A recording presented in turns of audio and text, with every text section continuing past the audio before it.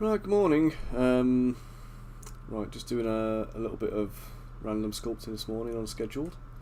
So let me just hide my artwork down the bottom because there is no concept art to work from today.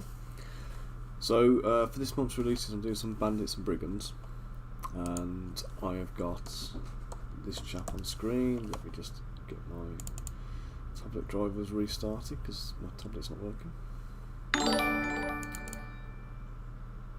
Vins, thanks for the follow. Hope you're doing well today.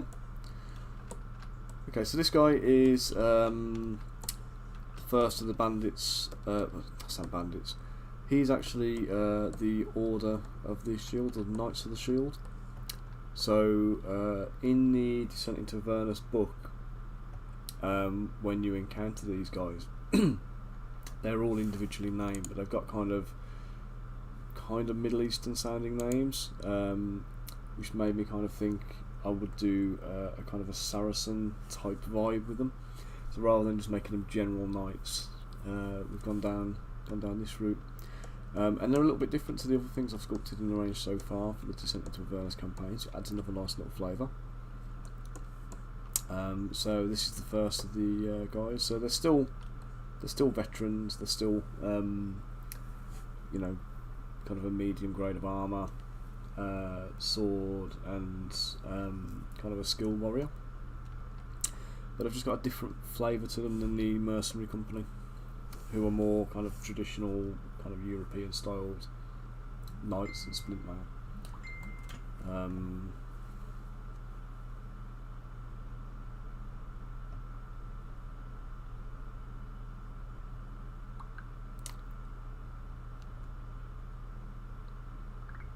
Just had a nice little message through. A successful print from one of my client jobs that's been on for a while. Okay, so the next one I'm going to do, I'm going to take this guy again. So this is pose number 1.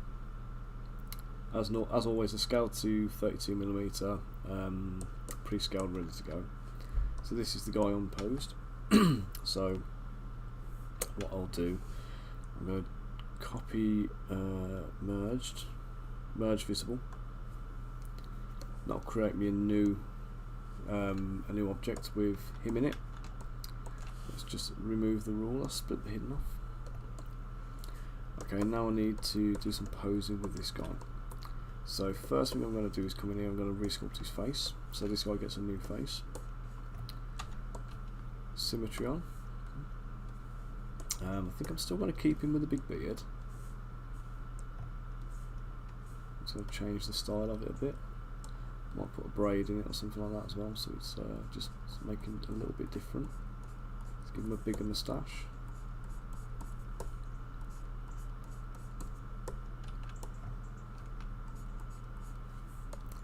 Let's get dynamic tessellation on, so it's got a little bit of shaping going on.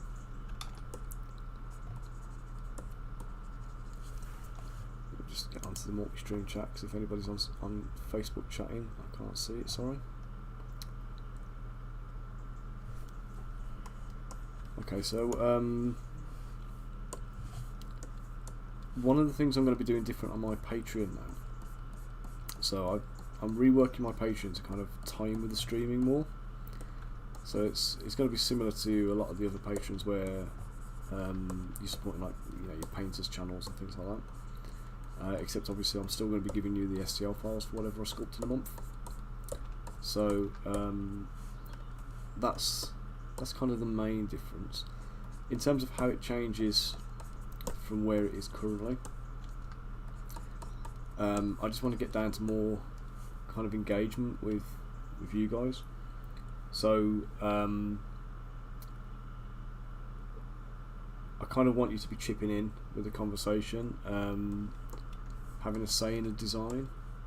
So if you think this guy should have a wavy beard or a curly beard, or he should have a bigger nose, or any of that kind of stuff, then that's the kind of stuff I want to hear from you.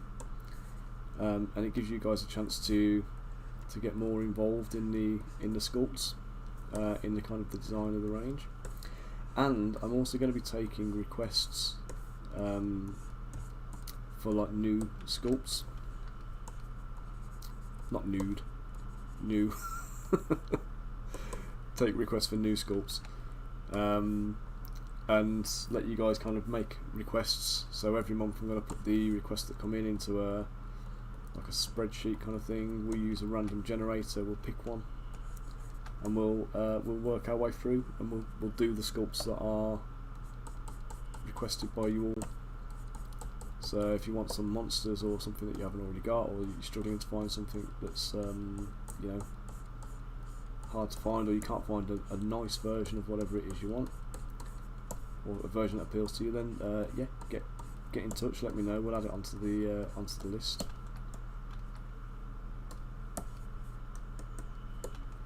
So what I'm going to do with this guy, I'm going to give him the pointier beard, I think. Go curly with it, we're going to go pointy. Pointy moustache and pointy curly beard.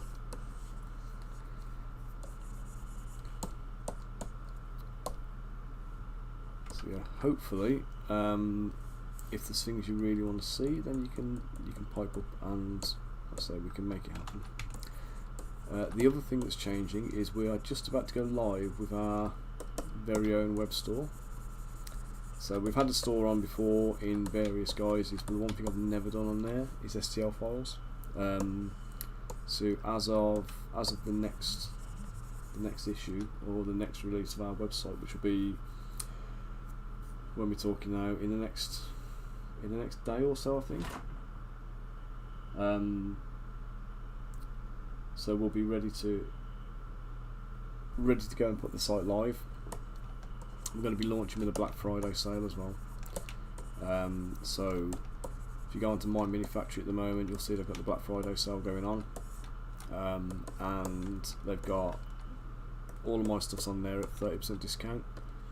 But we're going to be doing a 50% discount on my new website for you all, because I want you to be buying from me direct instead of through My Mini Factory if we can.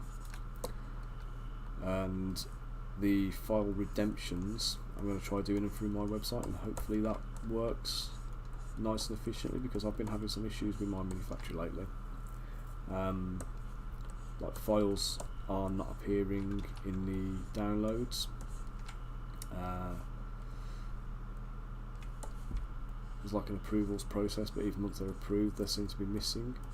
I don't know if the files are getting lost off there at some point, or you know what's going on with them.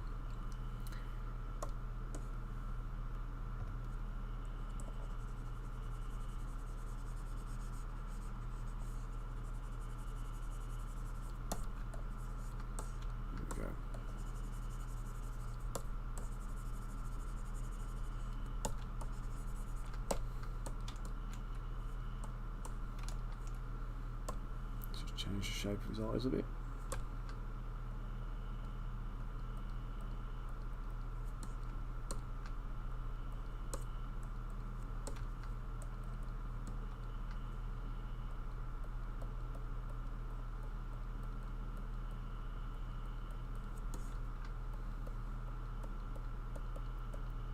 Just reprofile his nose a touch.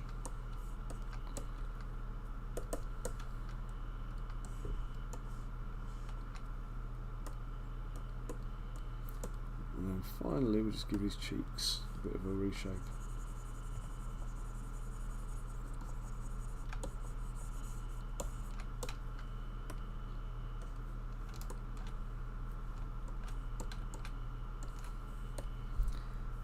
Let's just grab his eyeballs, move his eyes a little bit more centric, because they look a bit odd.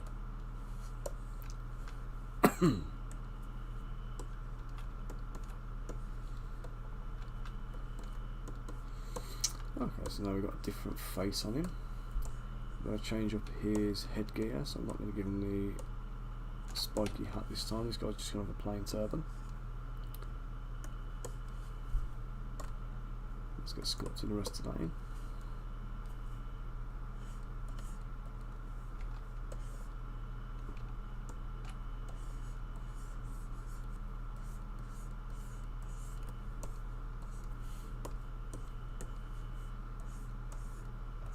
sometimes like this I might need to pull up some reference photos of kind of turbans, so we get something that looks a little bit. I suppose it doesn't have to be a turban, does it? It just has to be a kind of a head wrap. As long as I make it wrap around alright. I'm not going for historical accuracy. Yeah, we're still dealing with a fantasy game, so.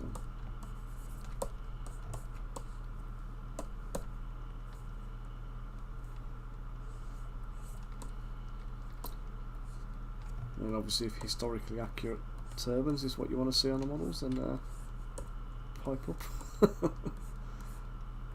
We can make it happen.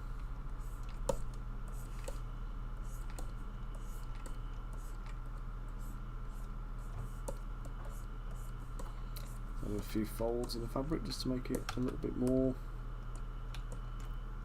fabricy.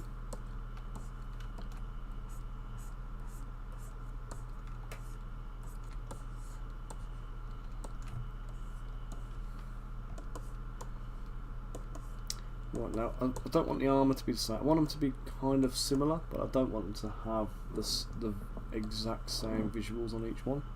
So I'm going to change up some of the characters.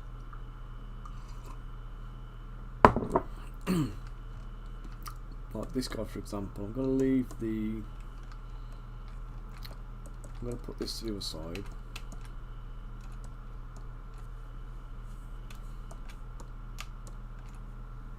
Let's mirror that. So there's a flip over on it.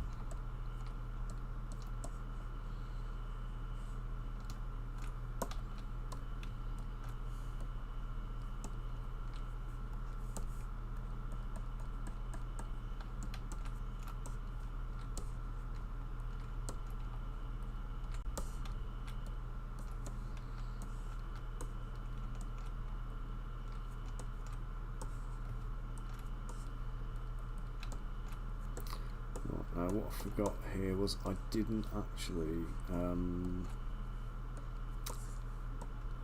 Hey Briscoe, how you doing? Thank you for tuning in today. I think you might actually be the first person who's watched live from a YouTube, or at least commented live from a YouTube. So yeah, kudos to you. Hope you're keeping well.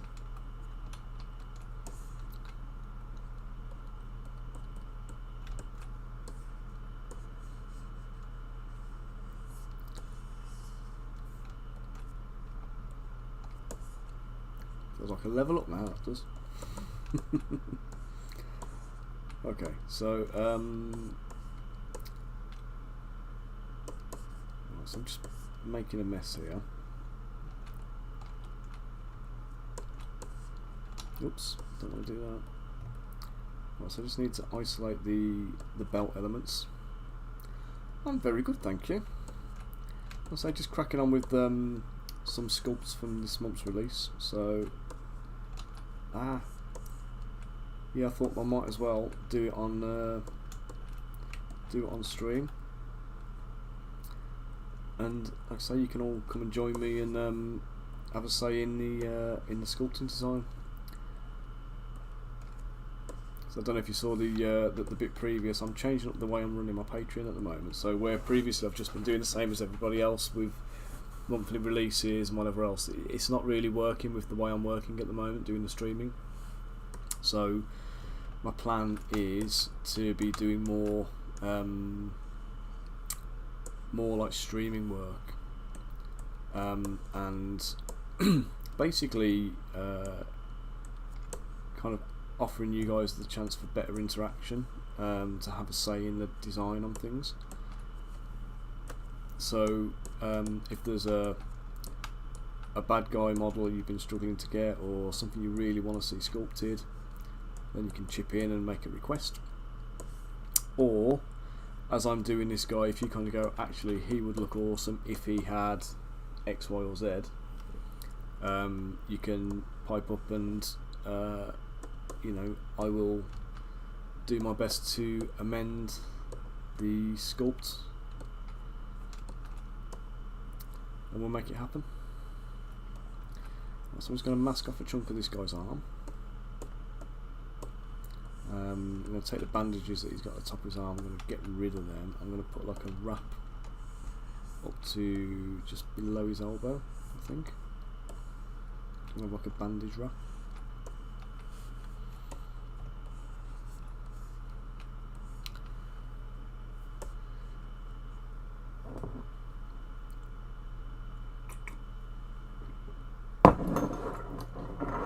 So apart from Briscoe at the moment, have we got anybody else who's sitting around in the chat, or are you all lurking whilst you're working?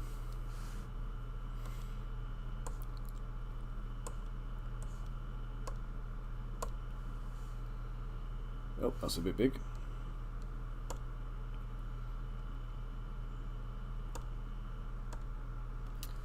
Ah, turds. Okay, let's get rid of that again. Let's make that 294 is not my optimal, I think. Oh, I've done something weird here. Oh, I don't like that.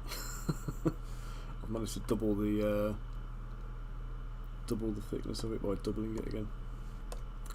Okay, that's the one I want.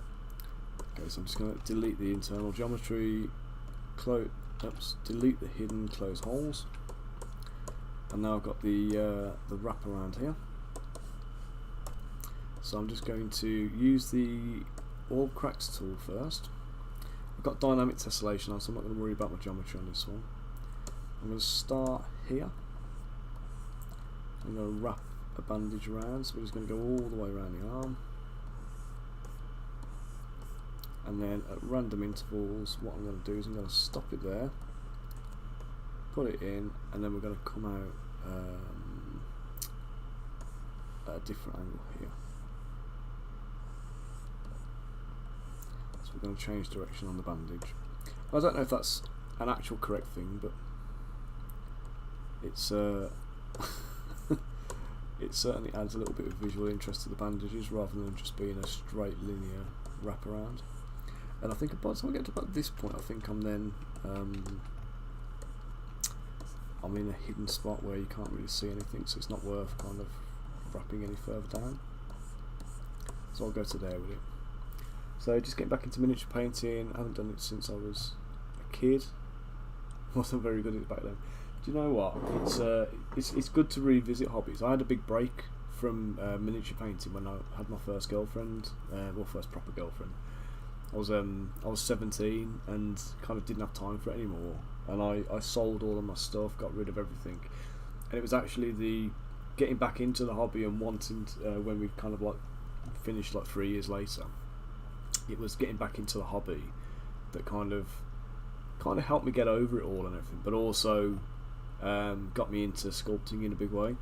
So it was, I used to do a lot of conversion work on my models prior to that, and then coming back into the hobby, having sold everything, I had nothing to use for conversion material, so I had to kind of like start using green stuff and sculpting bits onto the models and things. So if you're just getting back into it after a little bit of a break, don't be afraid to explore different techniques and dabble in sculpting and conversions and things like that as well, because it's all good practice. It's all helps to kind of like develop your hobby.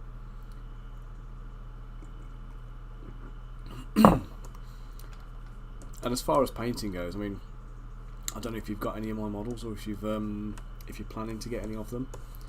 But aside from companies like Games Workshop, where they have a whole design team who are they're there purely to make models that can be painted and played with, and that's the same kind of ethos I use, except I haven't got a design team. I've got me. But I have got 35 years experience of hobbying, so I know where I'm coming from when it comes to making things to paint.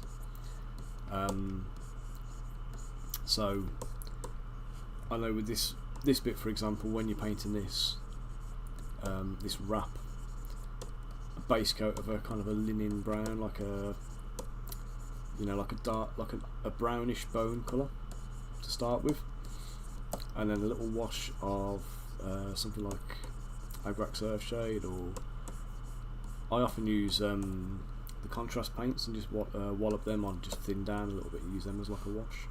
It seeps into all the nooks and crannies and just helps you get a little bit of definition in there. And then once you've done that, you can either edge highlight the edges of the bandage, or you can just dry brush over it, and you'll get a lovely effect on it. But like I say, I do think about things like that whilst I'm sculpting. Yeah, how is this going to be painted? Where is the ink going to settle? Where are the highlights going to pick up? And what's it actually going to look like? So yeah, just pick your models wisely is all I'm saying. Pick something you want to paint. Really get into it. Have you got something on your painting table at the moment, or?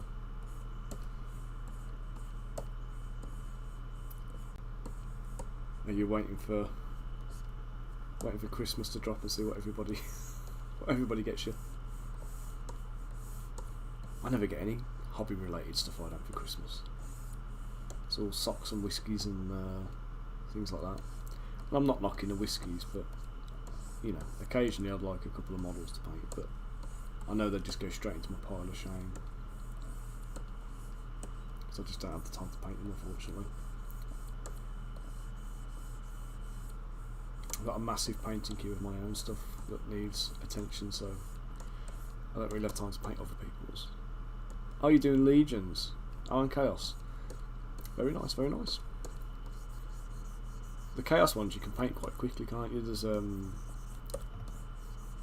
using like the inks and the washes and things like that. There's some nice techniques out there to kind of get them done quick. Have you tried the contrast paints for painting them all? Are you still are you doing like base coat dry brush kind of thing? Or dare I say slap chop? I hate that phrase.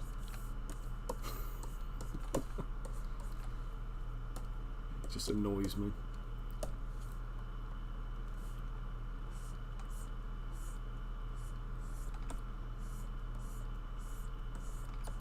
I'll say if you want to show off any of your work, if you want to showcase any of it, you can come and join our Discord server.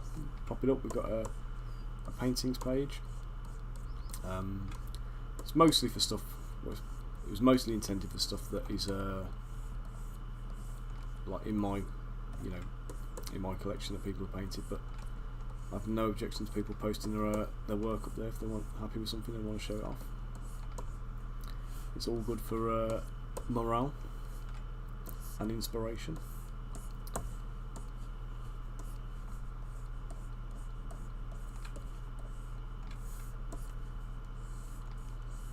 So I'm just creating the kind of recess in the middle of the bandage now.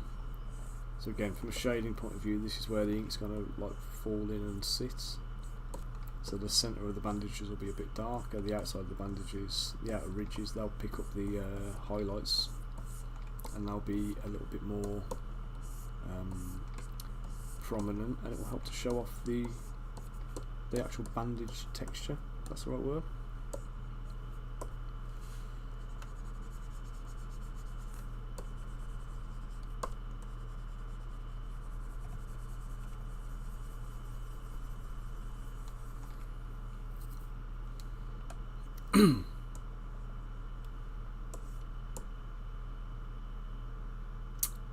You got a Hero Quest remake.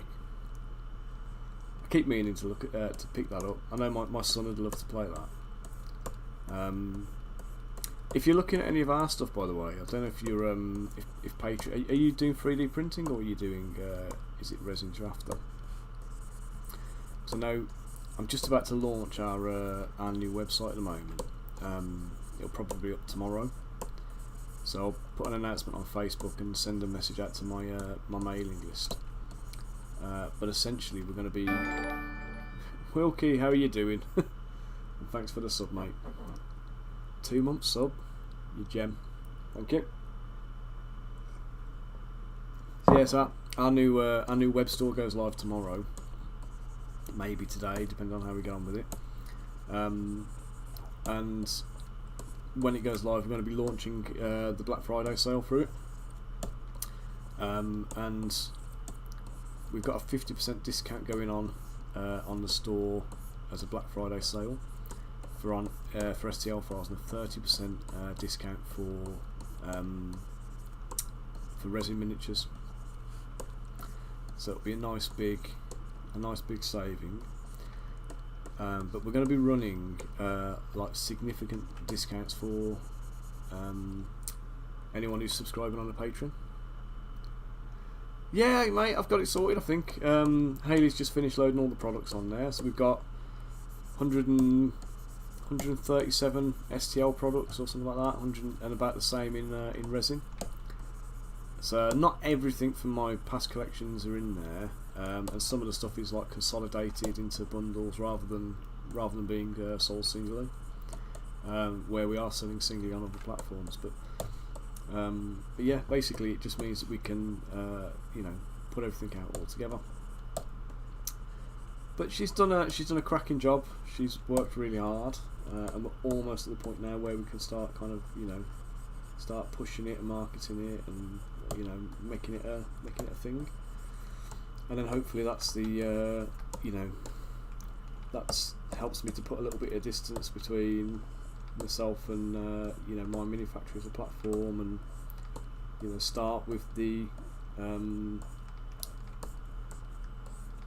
proper marketing, promotion and stuff like that, which you can't really do when you're only selling through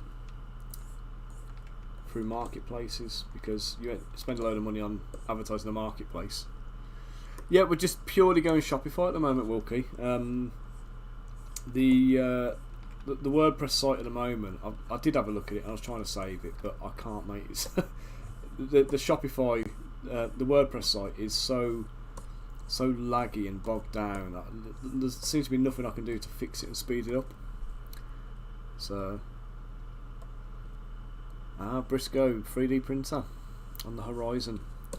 Well, I would absolutely recommend a Sonic Mini 4K if you've got the budget for one. As a resin printer for doing miniatures, it's fantastic. There are other cheaper 4K models out there. The Anycubic one, I think is it the SE Pro or something like that. The 4K Anycubic one is a good, it's better option than the Elegoo. The Elegoo is good if you've got a tight budget and you really want to get a 3D printer. But from my past experience, the build plate on the Elegoo one's not amazing.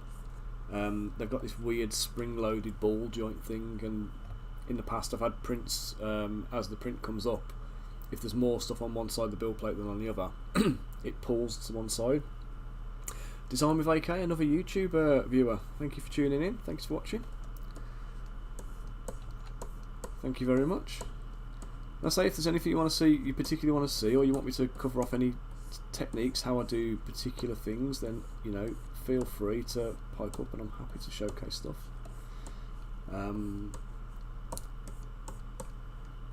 But yeah, so like I say,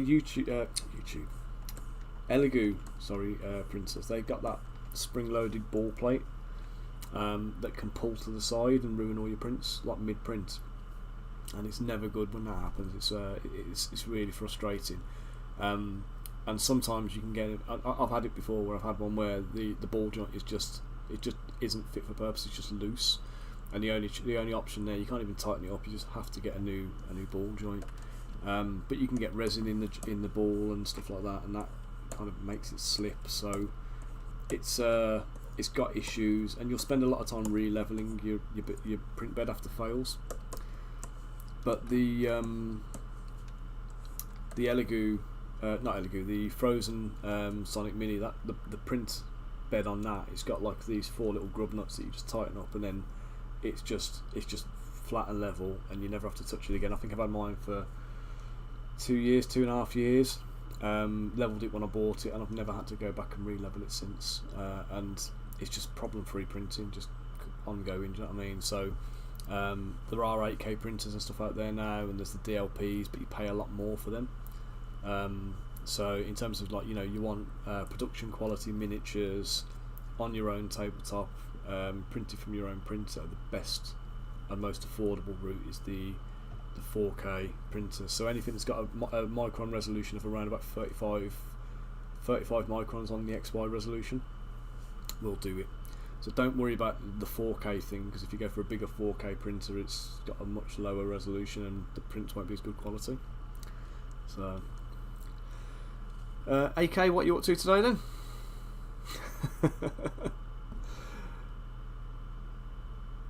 Yeah, do you know what? I was talking on my last stream the Final Fantasy IV miniatures, we're looking at incorporating them into a game at the moment. So there will be a tabletop game version to be playable with them. The Crystal Collapse game we're working on, we're going to be doing stat profiles and stuff for all of those guys. But as part of the development, we were saying we've got the Kingdom of Telarius, which is the Kickstarter I ran those Final Fantasy IV guys through. So the Kingdom of Telarius are going to be one of the factions. Then we've got the Kingdom of Varland, who are like the Empire. The Kingdom of Varland, they are quite a good fit to incorporate all like the Magitech armors and stuff like that from Final Fantasy VI into. So we're probably gonna, I'm probably gonna do the Final Fantasy VI characters with, you know, Wedge and Biggs in their Magitech armor and all that kind of business, and incorporate them into the Kingdom of Varland set. And then we've got various other characters that we're going to pick up from the Final Fantasy series, and I'll do redesigns and reworks of them all like I did with those first few, and pile them all in. So it'll be a nice little project, that one will. And again, it's come about from people like yourself making a request through streams for these models to be made. So right, so that's the bandage on his arm done. I'm going to nab this knot because I can't be asked to sculpt a new one. Do you know what, Wilkie? You want a Moogle? Have a look at this. Go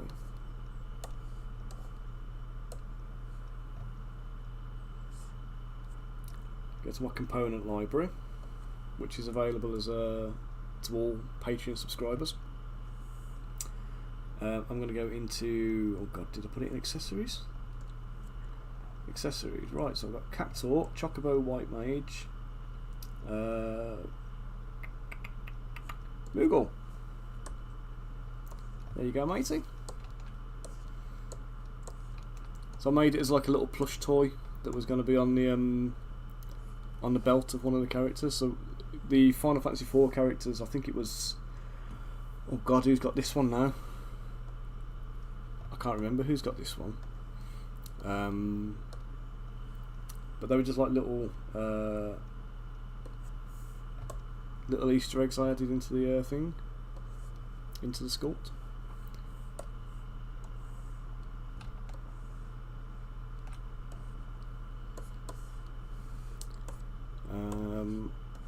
But yeah, like I say, all of these they're in the component library. So anybody who's a Patreon subscriber gets access to my component library. You can just go and pick up the bits you want, and you can just pop any of these little characters in.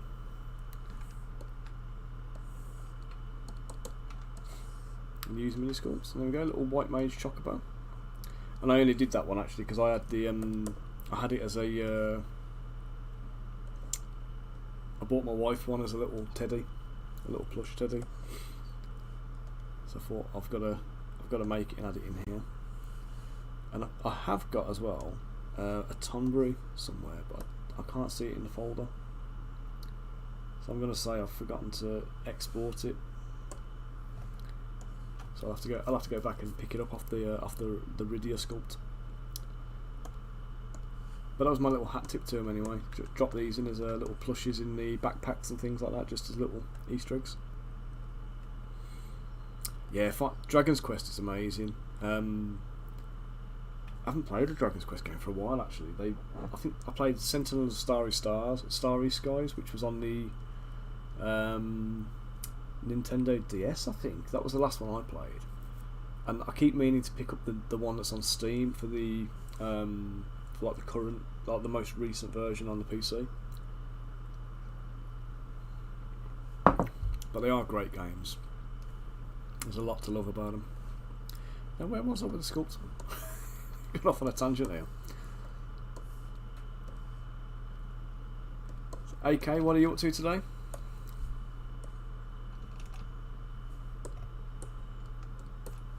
I don't need to mask the arm off there. That's not what I wanted.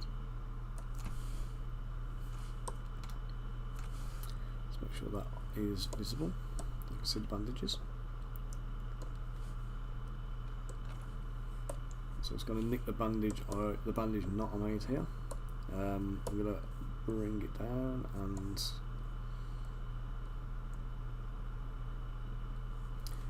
now the only problem is I need to make this larger really for this bit, because this bandage is thicker than that one.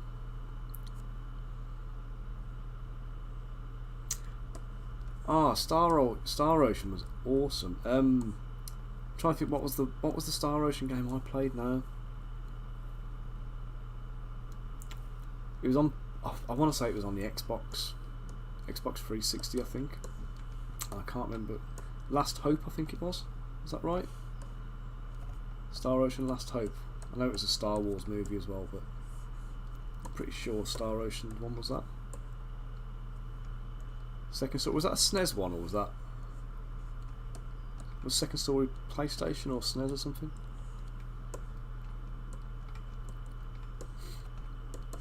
But yeah, I do like the.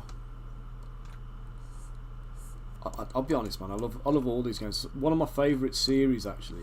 Have you played the Tales of series? Tales of Vesperia, and Tales of Braceria and Zestiria and Symphonia and all of those.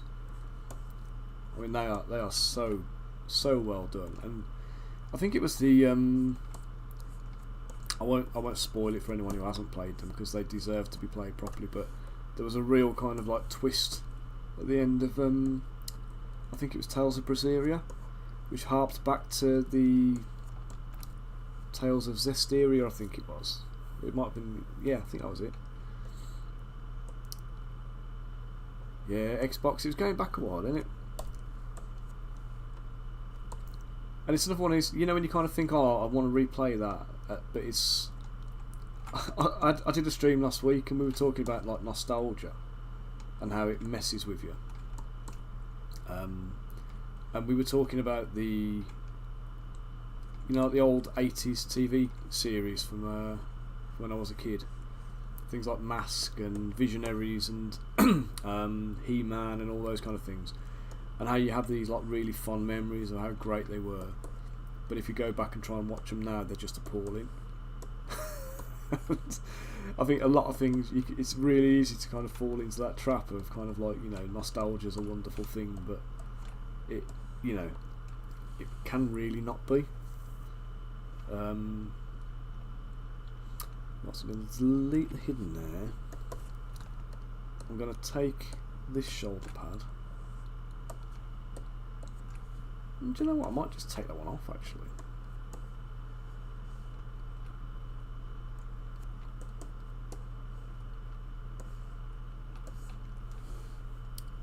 I am going to take it off.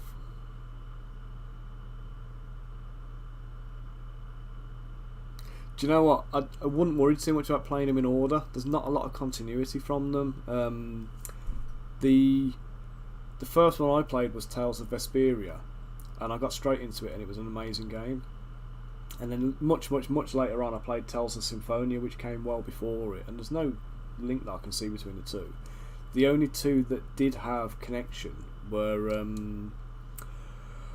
what was it called now? Tales of Zestiria has connection back to the story of Tales of Braceria has links back to Tales of Zestiria. So if you play Tales of Zestiria first and then play Tales of Braceria, you'll want to do them two in that order. But the other ones out of the series are, you know, just play them and enjoy them. Yeah, and I'll tell you, the really contentious point that we were discussing actually was Star Wars. So Star Wars cropped up. Now, my family aren't really big into like sci-fi and fantasy and stuff. So when I was growing up, I was like a bit of an outsider in terms of my kind of likes and appeals and stuff. And my mum and dad just never got like the whole Lord of the Rings thing. They're still not a big fan of that kind of thing. But like, I never grew up watching Star Wars. You know, I didn't have that kind of like, you know, the parent who was a Star Wars fan or anything like that. And I never had that kind of draw towards it. And I never started watching the old Star Wars films properly. I've seen them obviously, but I never like watched them to enjoy them or anything like that until like after the Phantom Menace and that came out. So I saw like the newer the newer Star Wars films, the newer kind of series of them, before I saw the old ones. And by the time I then thought, actually, I need to go back and re-watch the old ones, I found them verging on unwatchable because how bad the effects were and how kind of like how dated it all looked. And I know everyone kind of goes on about how great the original Star Wars films are, and the original 3 are better than the later ones. But going into it without that element of nostalgia to kind of like make you feel that way, I don't actually agree with that. I don't think the newer ones are better. I think they're all on par, but I think the visual effects on the original 3 let it down. And I actually would love to see the original 3 remade, but they'd need to do it with, like, you know, when they do the like the deep fake stuff and they take the original actors and put it back in, because for consistency they need to, don't they? Because they've obviously brought Mark Hamill back, and Han Solo's come back as Harrison Ford's come back as Han Solo again. So they still need to kind of like maintain consistency. But I would love to see the films remade with the modern CG effects and everything else, but using the original actors. I'm still talking like, you know, do the original series, but it's when Luke goes into the snow cave and there's that big Yeti monster thing. It was just bad, that was. Yeah, I mean, the Tales of games, Vesperia is a very, very, very good game. The storyline on it is brilliant. The game is playable and enjoyable. There's some DLC for it as well, but I think it's mostly like costumes and stuff, so it's not really worth getting. But I'm going to take that turban. Oops, hang on, I need to delete this shoulder pad. I might do some of the Tales of characters at some point as well, just rework some of them. Let's delete hidden on that. I need to just bring this piece up a touch.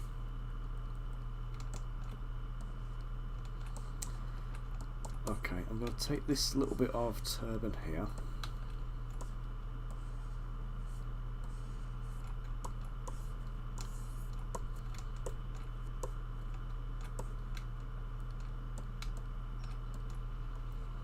And I'm just going to bring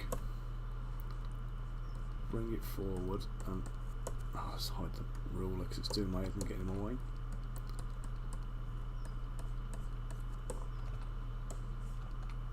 Morning, Rich. How are you doing, sir?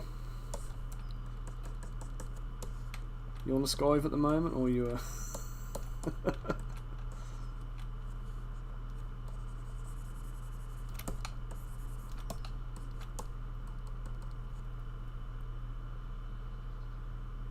Oh no, Mega Man Warforged, that would be cool. I mean, the old Mega Man characters, I mean, they were ferociously cheesy, weren't they? The names and the styling on them and stuff, but you're legitimately Skype. Does that mean you're Oh, you're off sick, are you, mate? Sorry to hear that. I hope you're alright. Make sure you got your feet up and be resting. Although in my experience, any kind of like actual illness is always a good experience. A good experience. It's not a good experience, but it's a good excuse to get your paintbrushes out. So, hope you manage to get a bit of hobby in time to enjoy yourself.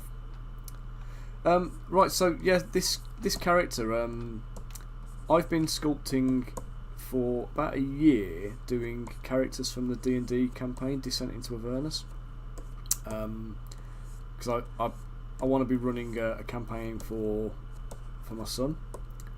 It won't just be my son playing, obviously, but he's really getting into it and he wants to kind of, you know, play something, and I thought that's one that appealed to me. So I've been working through like the what do we call them now? Like the encounters and stuff. So all of like the NPCs, all of the like the enemy encounters and things that you need. I've made them all. So this guy is So basically, there's a shield called the Shield of the Hidden Lord, and that contains the soul of a demon, and it'll talk to you and it'll influence you and corrupt you and all that kind of business. And there's this secret order called the Order of the Shield, and the Order of the Shield will come after you if you've got it. They're going to try and take the shield off you, basically. So it's not a mandatory thing to collect the shield in the game or in that campaign, so it's an optional encounter. But if you encounter them, you need the models for them, and you could just throw normal knights in there. But when you read the descriptive text of the encounter in the book, the guys have all got like Middle Eastern names or Middle Eastern sounding names, so just having a normal knight didn't feel quite right. And I watched was it called Nightfall, the TV series about the Knights Templar and the Crusades and everything, and it was a really good series anyway. But they had these I want to say they were called the Order of Light or something like that, or something along that line, and they were kind of Muslim Templar assassins or something like that. They were quite cool characters, but they were, they were all turbaned up and armoured up and everything else, and they looked really ace. And when I saw the names, I thought, here's my chance to do a little bit of that kind of stuff. So it's basically just a D&D character, or D&D encounter. So I've got this first one which I made. So this is the original guy. This is my base model I'm working with. This is the one I've customised for this version. And there is, where is he now?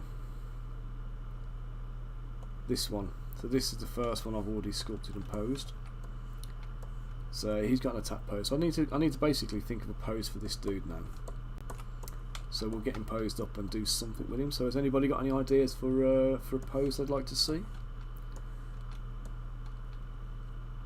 We can do a stepping forward, drawing a sword maybe, or maybe doing a kind of a straight down and forward chop, or a point and command. So it's basically going to be shouting at the guys, hand over the shield or die kind of thing. So it's going to have to be like an attacky type pose. Now there should be 3 of these in this encounter, but I think I'm probably going to do them as a unit of 5. An upward slash. Oh, you're taxing me now, mate. I'm going to have to grab a pose reference for that, so I don't kind of go off and do too much like bodging with it. So,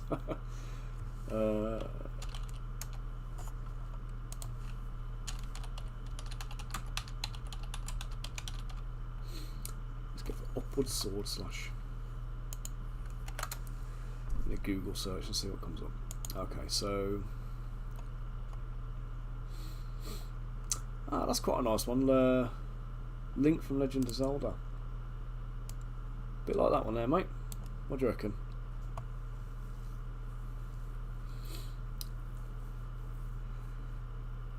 Yeah, Briscoe, I started the same way, mate, with the D&D stuff. I actually picked up Pathfinder before I picked up any of the D&D books. But the D&D books is like a rabbit hole, man. Like you'll buy them and you'll just like fall into this like pit of needing to keep getting them. But the D&D online, if you're going to spend a load of money on it, you might be better off just picking up the online subscription, because it's not too bad a price. Oh, let's do that then. Let's turn this guy in. Let's give this guy this link pose. Right, so for posing, I'm going to mask off you know, I need to just merge down that armband first, so I get it all in one tool. Let me just save my file then.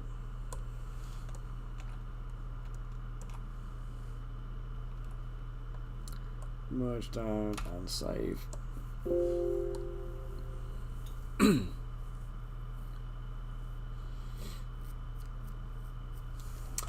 Either of the link posts. Maybe use the other one, the next one on another character. I've got to do more of these guys anyway, so let's do that. Let's give them. Let's do some of these link attacking poses to make these guys look ferocious. Eh? Right. So if I go back to the not that one. Right, if I go to this guy, the best thing I can do quickly here is I'm going to copy him. So I'm going to paste him over here. So this is all like little time saving things I'm going to do. So I'm going to take the gloves, and I'll have the sword as well because the sword's already in hand, so that makes sense. I'm going to split those off. I'm just going to hide this body now, which sounds very dodgy, doesn't it, when you say that on a stream.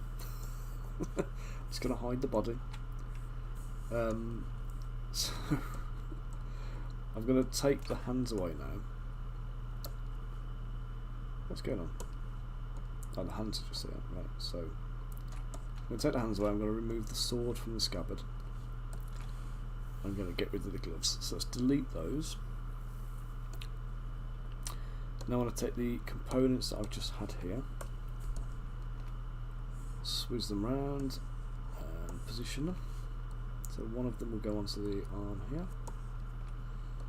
And this just saves me having to faff around making another fist.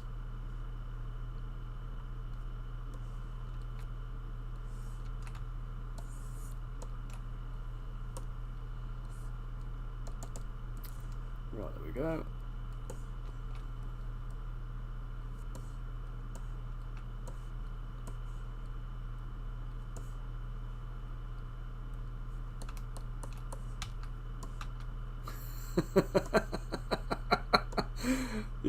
Yeah, you know what? If I haven't got an FBI tap on this thing, I've got 7 viewers. I think one of them could be someone in the in a government agency somewhere, just making sure I'm not hacking up bodies. We just watched that Jeffrey Dahmer, which was disturbing. So let's not. If they're all on edge and high alert, let's not give them any excuses, eh?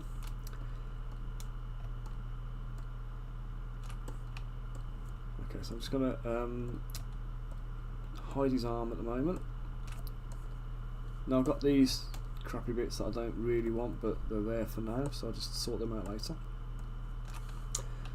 Right, so just hide off all the things I don't need, except I do need them because I'm using the same poly groups over the other side. Right, oh you turd. Right, there we go. Right, so now I need to... Oh no, come on, sort yourself out. Right, so this arm is going to be at an extreme angle. Do you know what? Before I do this, I'm going to flip this strap over to the other side, because otherwise I've got to mess around trying to move that shoulder pad, and I don't fancy doing it today.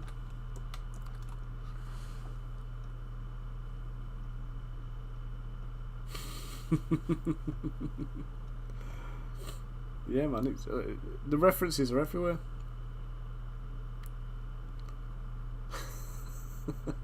I draw full of heads over here, literally like little miniature heads, by the way. They're not severed heads or nothing like that. Whole tin full of them. Mirror. There we go. Right, so just switch that over to the other side. Now I'm going to do my arm pose because I can.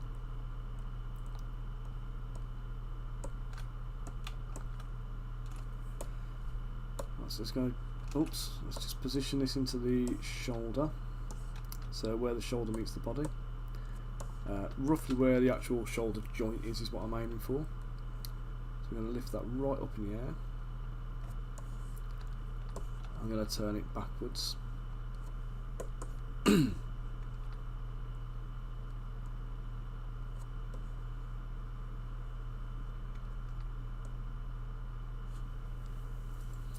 So feeling like muscles here, so it goes right back. Okay, right. So I can do that, I just need to move this up here. And then this muscle, this chest muscle needs to come up as well.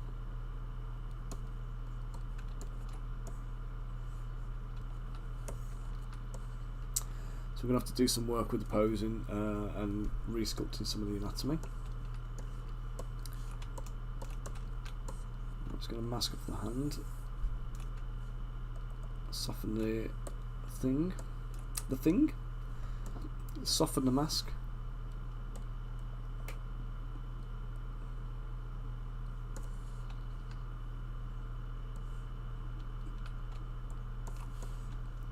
So I feel like I should sculpt the big sword whoosh, but I think that might be a bit much.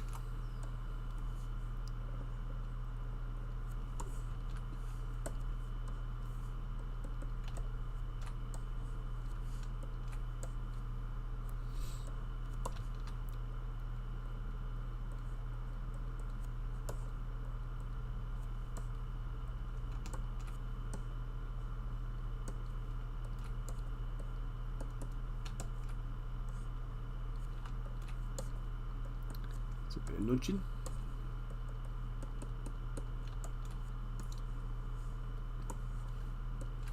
Yeah, for the record as well, I didn't really enjoy the Dharma series. I found it quite disturbing. Certainly wasn't what I would call an enjoyable watch. In contrast to that, I did start watching a new series of The Dragon Prince the other day, and that actually is very good. But I really enjoyed the first series of that too, so we're going to take his leg now. You know, let me just save it. I'm just going to auto group this because I keep getting lots of duplicated polygroups where I've mirrored things over. Right, so auto group.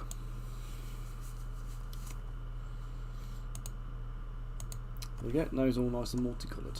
So I'm going to keep the polygroups on just so I can do this and know what I'm dealing with.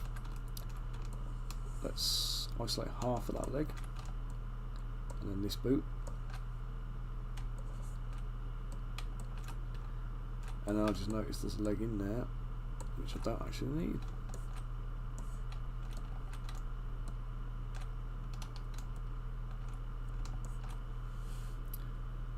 Let me just delete that little bit of body that was in there.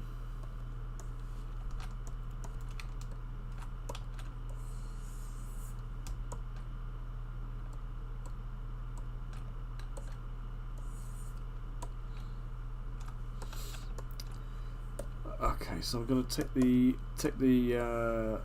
posy widget up to the hip joint. Again, as close as I can get to where the actual joint would be. A little higher, I think. Okay, I need to rotate that out, bring it up, and I'm not worried about the weird distortions because I know I'm going to have to go and fix them anyway.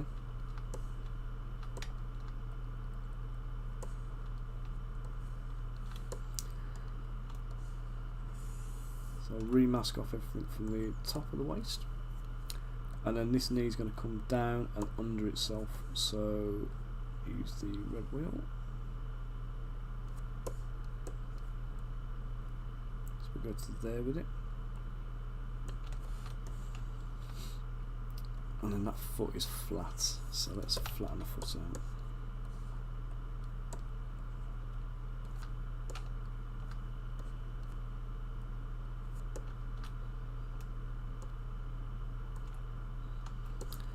Now really what I should have done, had I thought better of it, I'll take the leg here, I'm going to take this boot, and then I'm going to invert that, because basically everything else is leaning forwards. So if I just position this back at the hip here, I can tilt everything forwards.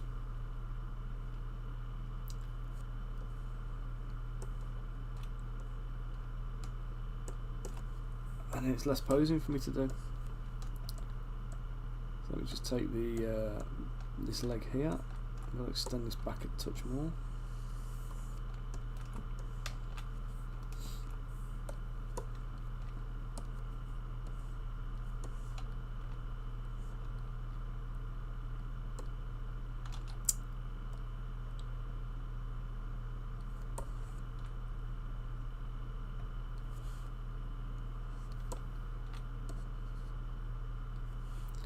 So I'm just using this line at the bottom here to just determine where the foot needs to bend.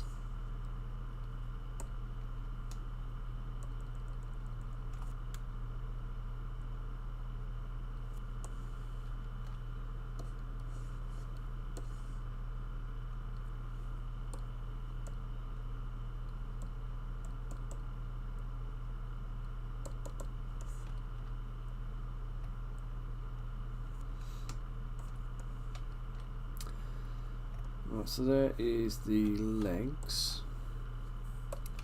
I'm just going to isolate the trousers now. I've got my dynamic topology on, and what I'm going to do is I'm just going to like smooth off all this manky topology I've created. It's all stretched and deformed. I'm just going to carve some of this away.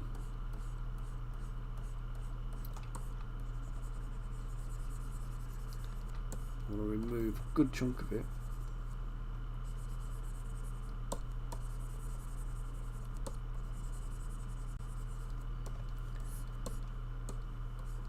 And basically just bring it all down together. So start with a base mesh, but obviously in the process of posing, I'm essentially destroying a lot of the sculpting that was already done.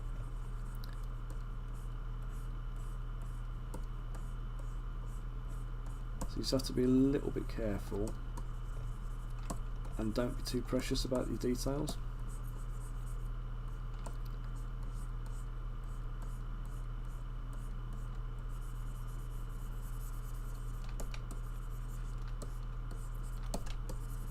And that's one of the things that allows you to speed up as well with sculpting, is like knowing that you've got the ability to rework things and redo stuff. And just having that little bit of confidence in your work to kind of say, right, I can redo that again in a heartbeat. And ZBrush forces you to do that by crashing on you randomly occasional times. So you have no choice if you're working with ZBrush but to have to redo work occasionally. So if you watched one of my streams last week, I was doing a Cursed Empire model, and I literally had virtually finished the model, hadn't saved it in about 20 minutes, and then I went off to show off something completely unrelated, and as soon as I brought this like new window over, I realised that ZBrush was no longer there. The whole thing had just crashed. I wasn't even doing anything on it, it just crashed for no reason whatsoever. And I had to redo about 20 minutes worth of work, which, believe me, is frustrating, but it's not the longest I've gone without saving and having lost something. So you get used to having to do it. Yeah, it weren't fun, mate. It wasn't fun. But I think that, silly as it sounds, the version that I was left with after the event was better. I was happier with the re-sculpted version than I was with the original. So it worked out for the better in the end. I changed a few things, added a bit of an extra detail here and there, and I say the overall look I got was, for me, better. So I'm going to take all of this belt, I'm going to hike it up. So So remove the belt entirely. I need to do the sword holder as well. Sword holder? That was very pedestrian, wasn't it? It's a scabbard. Sword holder. What am I on? Okay, so I'm just gonna give a list. I'm gonna put my teeth in and get my words straight. Is what I'm gonna do.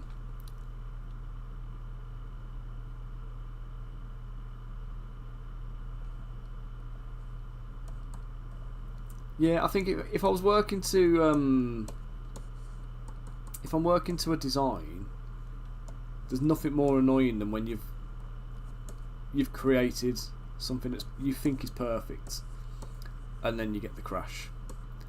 But the one where it failed on me last week, thankfully I was working to a design, but the bit I was doing was so I don't know if you've seen the Cursed Empire artwork I work from when I do the sculpts, but sometimes they're basically designed for like card art and illustrations for the most part. So they're not done as an actual miniature reference. That's not what they're intended as. It's what I end up using them as, but it's not what they were designed for. But yeah, the models tend to be, or the illustrations rather, they tend to be kind of like maybe like the waist up is the main area of detail, and everything else that's further down, which doesn't really feature in the card, gets smoke over it, or like, you know, it just gets omitted because it's not required. So I end up with a partial reference, and you know, I don't mind working like that. I can deal with it. But then I'm designing in my head and I'm making stuff up on the fly, and it was the design element. Like I could have redesigned the original.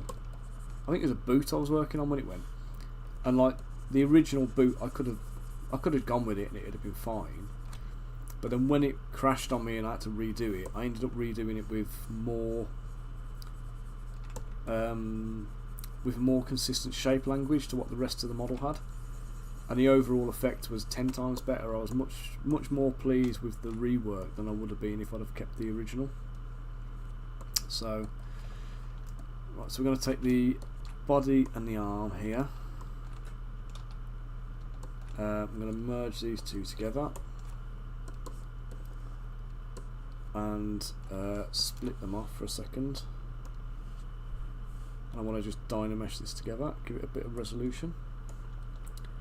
And what I want to do is I'm just going to, oops, no, I'm not going to do that. What I'm going to do here, I'm just going to re-sculpt some of the anatomy details just around the arm and the shoulder.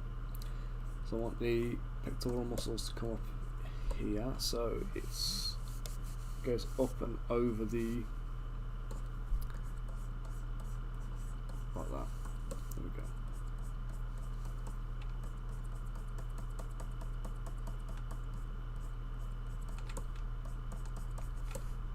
And then into the armpit here, we'll just do that, and then trim that down. And then this back muscle here is going to come up. Now we're not going to see all of this bit here, so I'm not going to worry too much about it. I just want to repose this and make sure that works for me.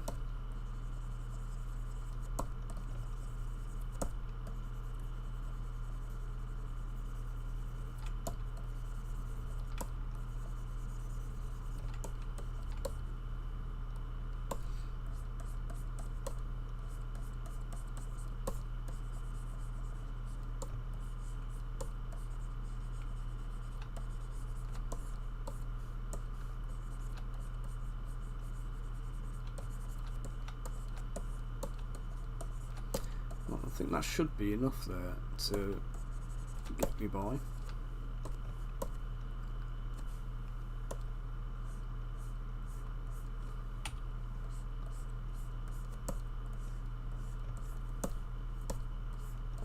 I say you can only see the tiniest hint of this, so it's not we're not in deal breaker territory, you know what I mean? So we can get away with a little bit of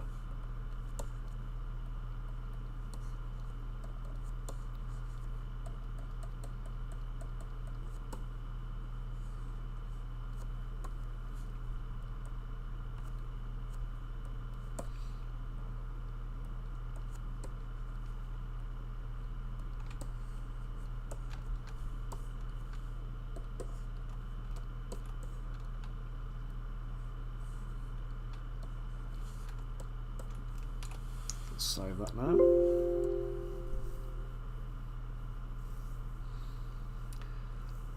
Oh, right, I need to adjust his head up now, so I need to turn his... In fact, no I don't, I just need to turn his head sideways, don't I? So that's a nice easy one to deal with.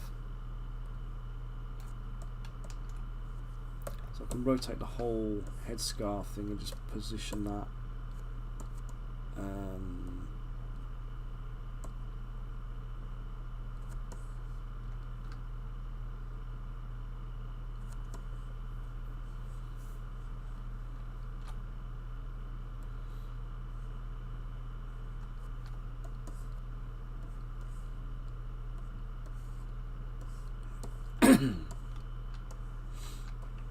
I might sculpt a bit of chainmail on this guy as well, just to give him a little bit of a difference from the other guys.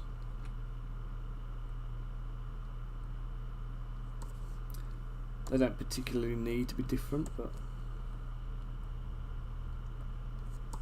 I always like my my enemy characters, especially when they're given names in the book. I always like them to be kind of, you know, they're a character themselves, kind of thing. So if you look at the mercenary company I've done, they've all got, there's a bit of personality there for each one. So if you really wanted to roleplay them, you've got the option of doing it. Oh, I've annoyed myself now with this bit, so just sculpt that, put that over out. Split hidden.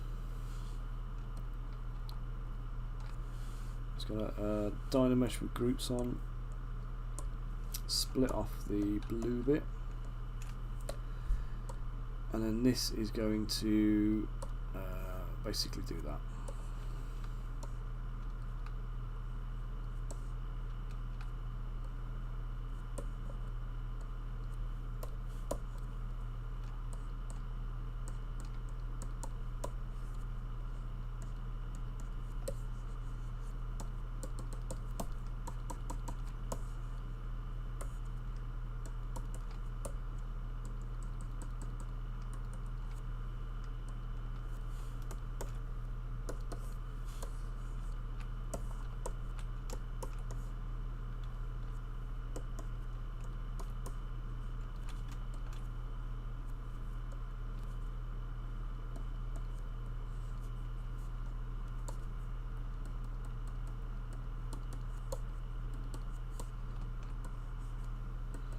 Things like this, loads of nudging and stuff all the time. Just trying to refine the position and make sure everything works together. And you can't really get away with doing huge, great big movements either. So you have to do the little nudges. If you do massive, great big movements, you get huge amounts of distortion, and it looks unsightly. So.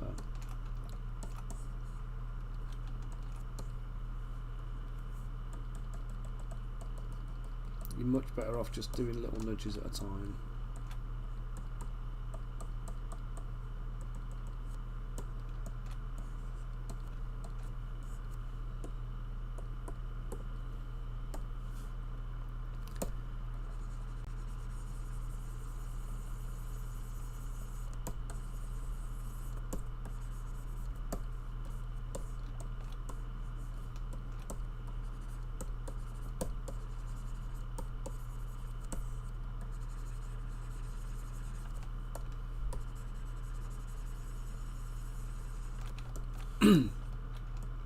One of the other things as well, if you've got a laptop or a PC that you're working on and you're getting limited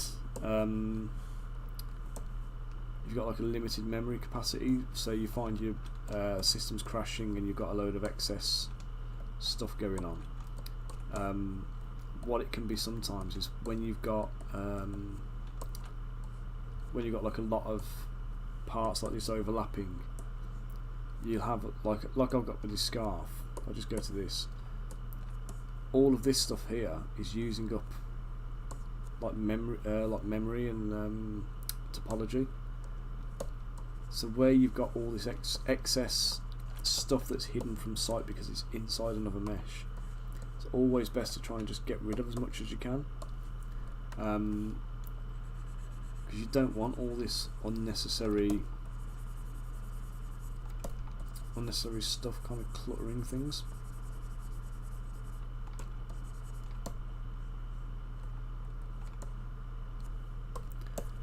Just sort out his neck a little bit here because it's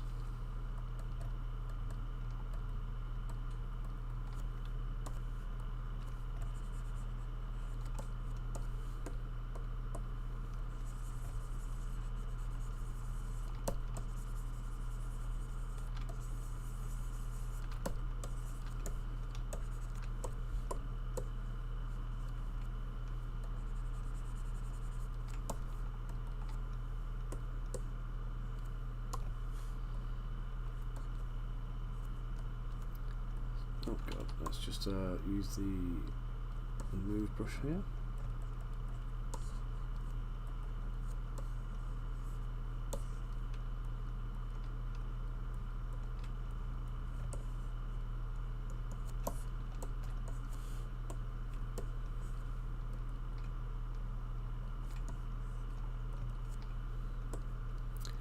I just need to sharpen the edge around the top line here just to make that a little bit more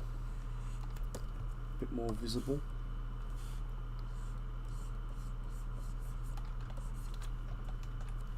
And this is that whole thing again I talk about quite often about not sculpting more than you really need to, because sometimes it pays and sometimes it just really doesn't, and you don't want to waste a load of effort where you don't need to. Just going to inflate the underside here just so we don't have a big overhang. Don't want a big cavity there that's going to need supporting, so I'm just going to bring it down, smooth it off, and then it will flow into the armour better. So trim off the edge, and then just reshape that bit. Okay, there we go. The blue bit. Is it blue? Is it purple? Who knows? Does it matter?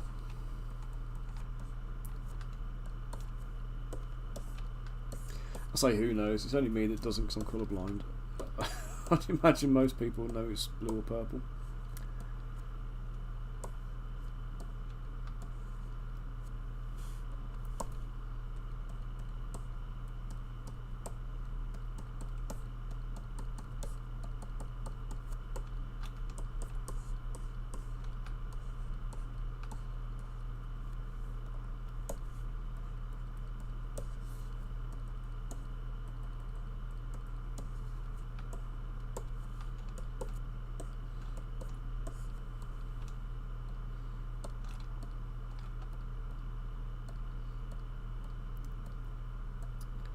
Just going to take this arm, take the little spiky gauntlet thing,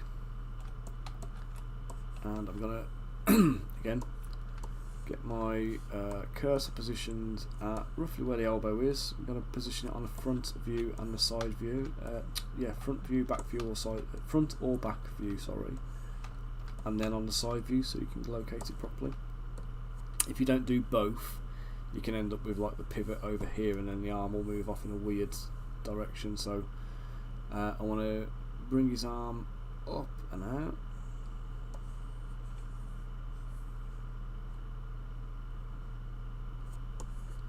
So we have to do some reposition on that shoulder pad, but not the end of the world.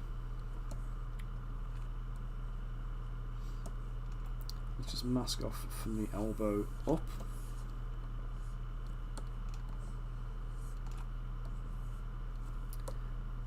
Double tap on it a couple of times with the control button pressed, which will soften the mask. It's going to come again to where the elbow joint is, and then bend it round so we've got this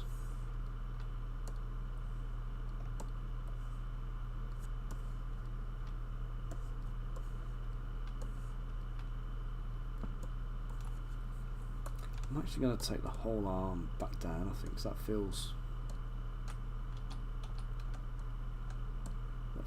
weird there, what I've done. Let me just position that.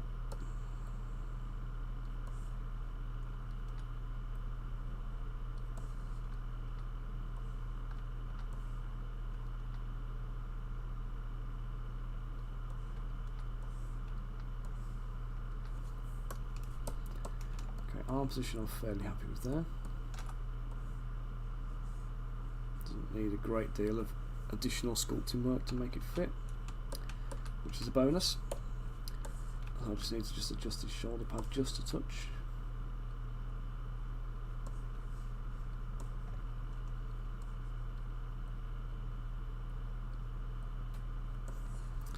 I'll make sure it still sits on the straps at the top here, so like it actually is connected.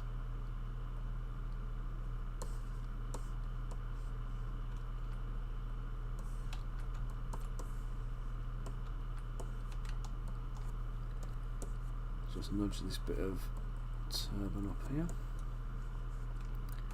Right, now with the body, I'm just going to bring the ribs out here, just because it's going to be easy to do that and be able to get the arm in all the way. I can close that in, bring the arm down, and that will, I don't think I'll even have to do any smoothing on that, I think that'll just blend in nice. So this scarf I just need to adjust a touch, so it's going down underneath his arm.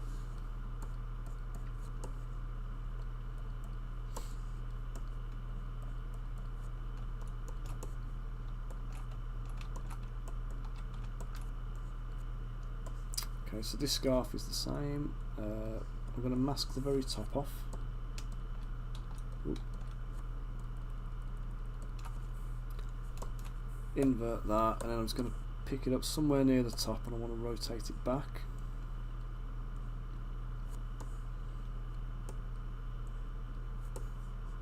So I want to follow the same line of movement as the... So I've got this line of movement here for the cloth. I've got the scarf coming back for the same angle, and then I've got this sash which is going to be doing the same again. So I just need to bring it up to there. That should do it. And now I need to just take the scabbard, not the sword holder. I'm just going to position this right there. I just want to turn it out a touch. And then bring it up and in. So I'm just trying to rotate it so it fits. I want it to sit on the leg.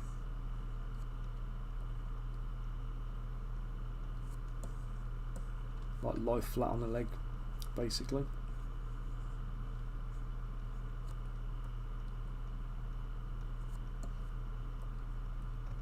And I need to make sure the little the little lever holder bit at the top still attaches to those straps there, so that'll be a little bit of position there. You can see right in here now I've got this almighty void which is going to come back and haunt me later, so I need to make sure I've got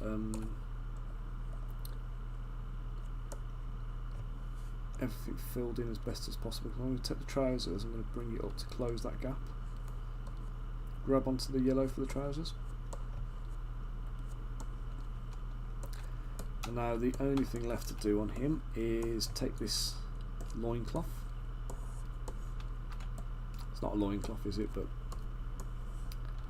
whatever we're going to call it. Take this. I'm going to nudge it past the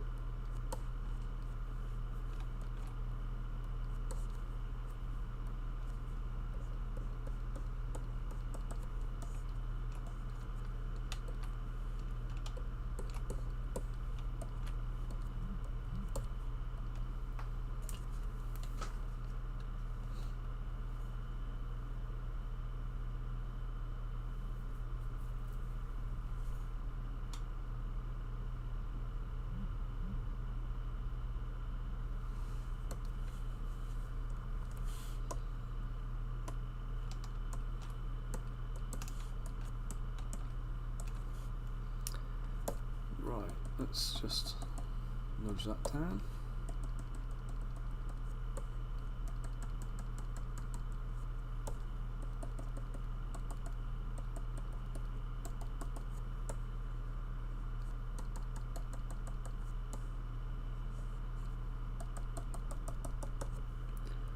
I want this to come back again, the same direction as the other bits underneath the legs. I want it to be going backwards. I was going to do a bit of sculpting on it here rather than just trying to do it with a movement all the time.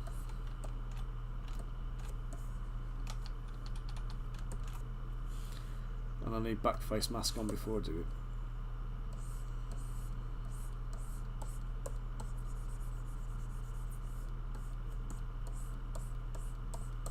That will just help me to make sure that the thickness I've got is maintained.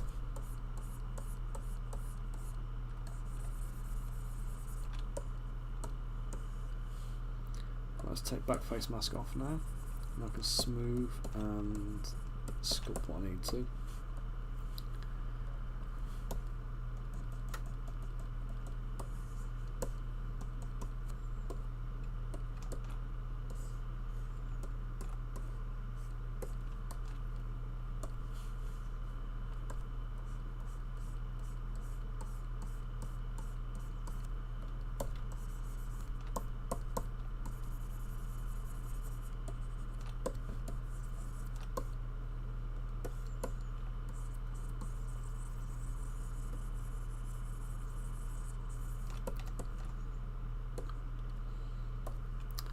Just take the green bit and pull that up. I'm going to bring it over to close that gap up because I don't want that gap there. Again, the yellow trousers I can bring up to the front. Let's try and close some of these gaps. I need to keep a little line for detail edging.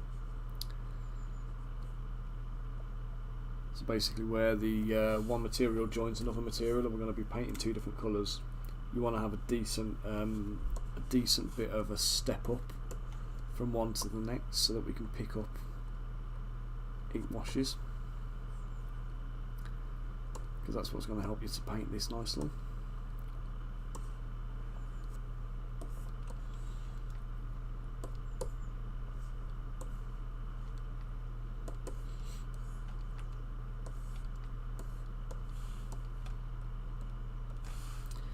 Delete that knee pad because I don't really need it. It's not going to be a consistent detail across them all.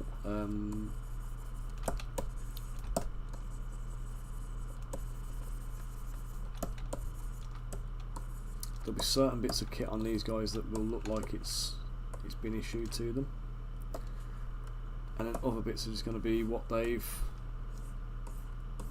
you know, family heirlooms, things they've amassed themselves, etc.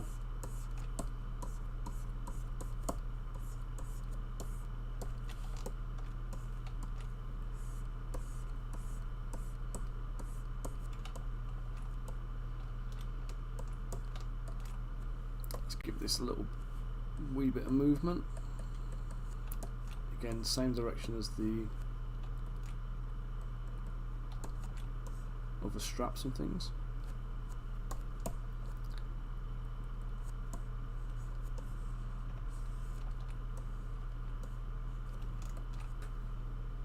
Right, now I need a large brush size, low intensity. Just going to sculpt some indicative folds in the cloth.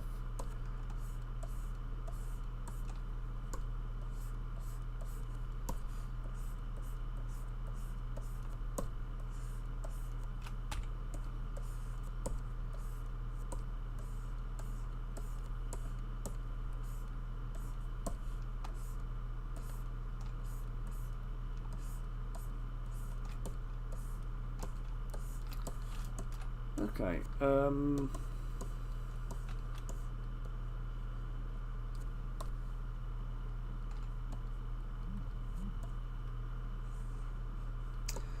Well, I sound fairly happy with this guy. Don't feel like he needs any more. The only thing I'm going to do with him is I'm just going to bring the top of his shoulder up because it feels like it needs to be higher.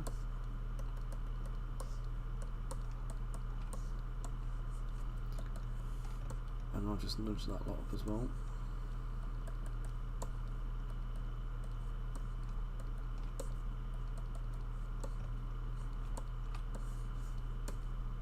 That's better. Much better. Okay, so I'm just going to merge all these bits back down together now. So, ow. Oh, got pins and needles in my foot. So it's going to merge the body down. Merge the turban in. And that is him done then. So I'm going to copy. I'm going to paste him in with this dude.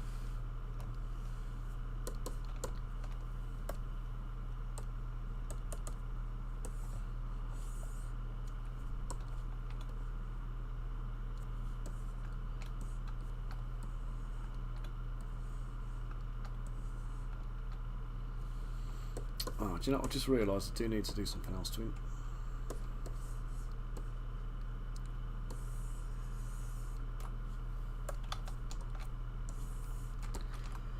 I need to give him a twist at the waist.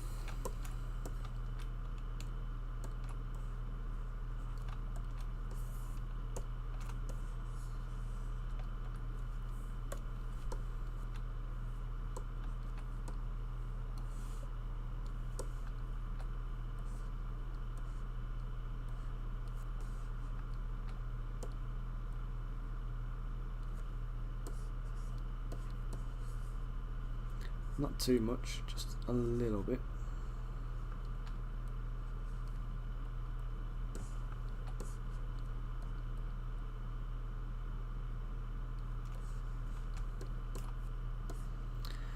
And then just got a little minor clipping bit to deal with here.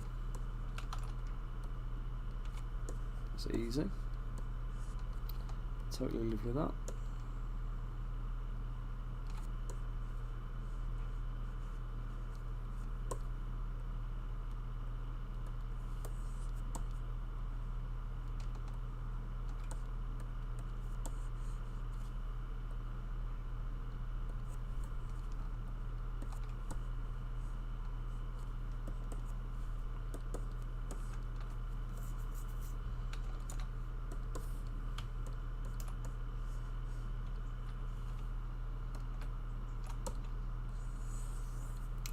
Well, I know I've done this bit already, but he's feeling off balance to me.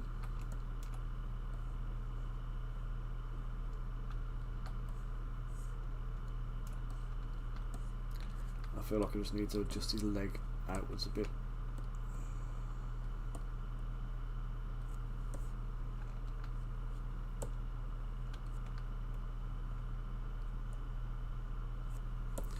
It's actually his knee. It is, it's his bloody knee. Right, let me just mask off the top.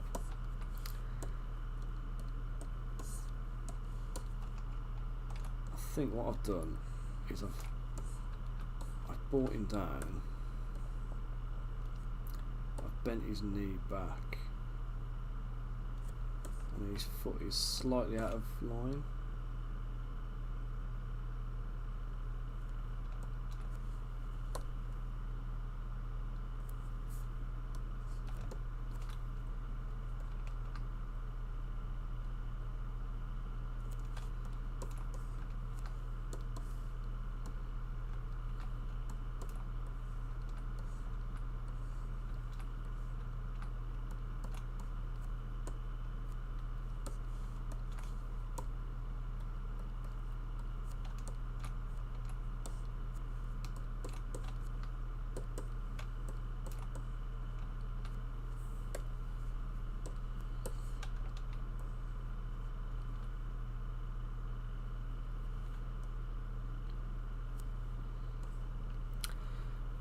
Oh, I might give him a little buckler. That might feel right. import. Ouch.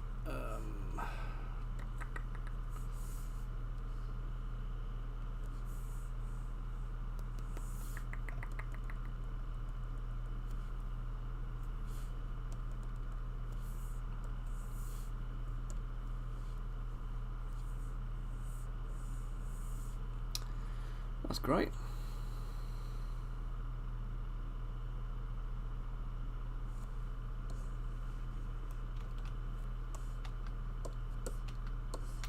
Well, that I can pretty much use as is actually.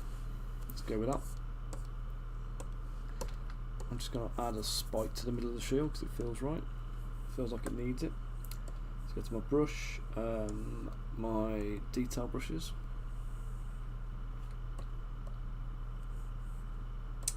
Why did I do that? Get my spiky brush, pick the spike I need, and try and get it as centered as possible.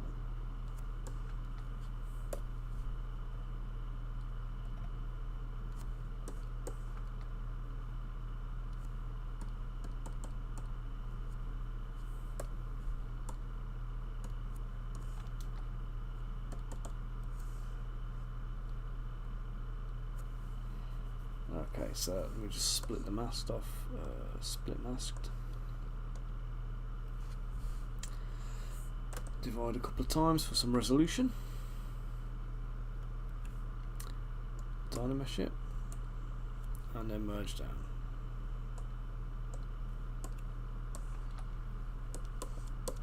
Okay, then the only thing I'm just going to do quickly, just for a tiny little bit of detailing, I'm going to put my symmetry, radial symmetry with a Y. I'm going to crank this right up. I want to just put a few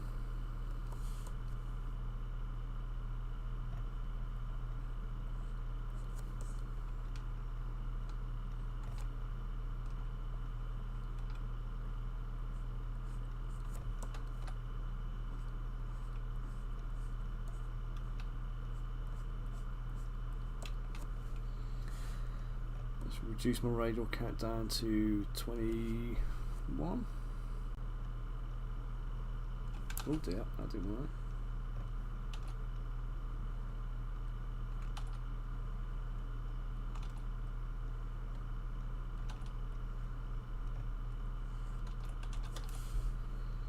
Let's reduce my count down again. About 15, say.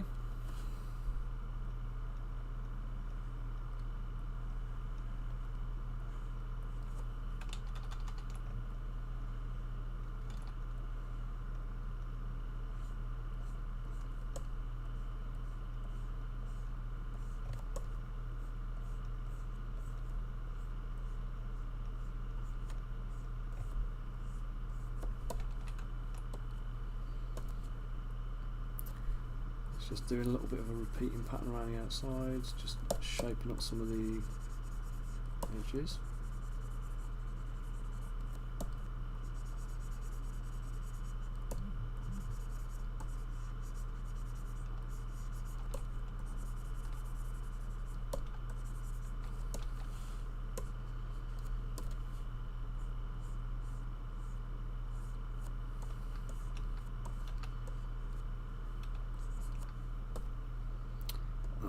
Oh no, I didn't know if... Actually, inflating's not the worst thing in the world there. That worked okay, I think. Okay, let's take this now. Copy the shield, the buckler. I'm going to paste it back into here. Paste.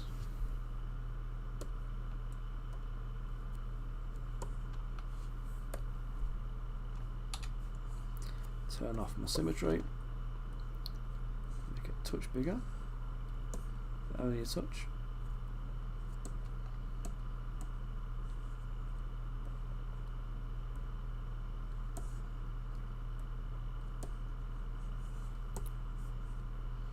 Right, so buckler is just a tiny little shield basically, isn't it? So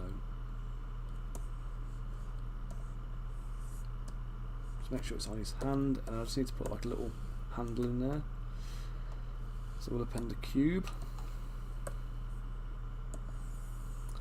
Don't know why I said it like cube. Like I said before, when you're working on your own, you do weird stuff.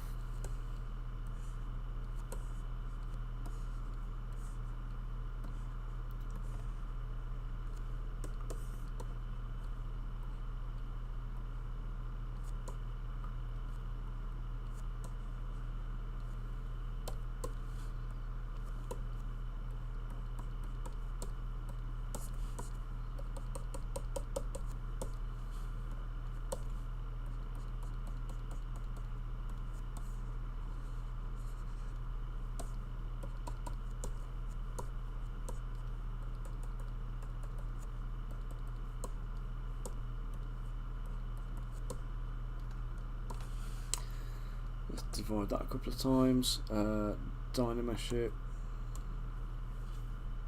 and then I'll just put a couple of little rivets in.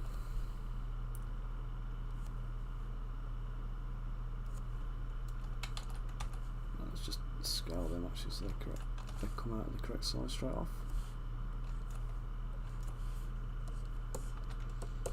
Right, there we go. So now we've got a little buckler added to this chap.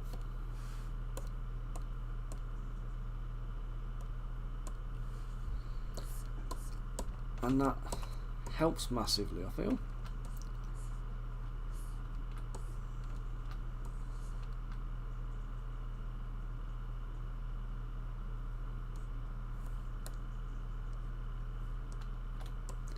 There we go. Ooh, tiny little bit of clipping going on there. I need to just move and sort out. Cheers, Rich. We've got to do another one now. What do you think for the next pose? Let's save that out. So that's 2 Knights of the Shield done. I need to get a third one ready. So I'm going to go for 5 for this little squad. So I'm going to do one of them. One of them's going to look like a squad leader, like a champion or something. So I'll probably give him like a big coat type thing.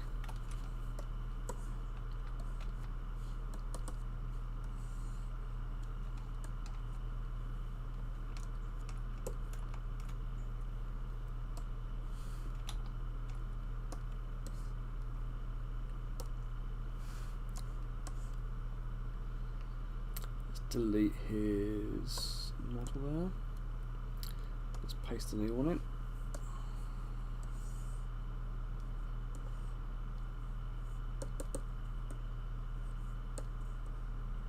Do you think I should give this first guy the buckler as well, or should I just give it to the new guy? I think I might give them both one.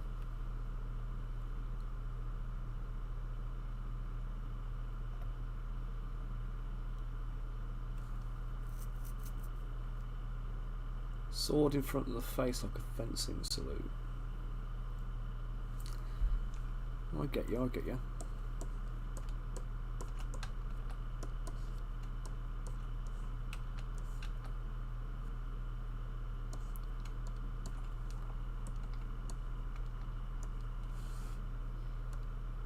Just going to give this guy just going to duplicate the shield here.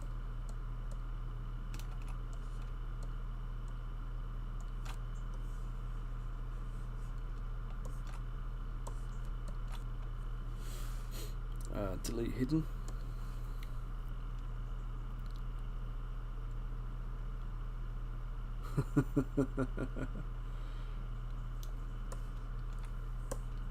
Let's do the buckler here then. Let's give this guy that.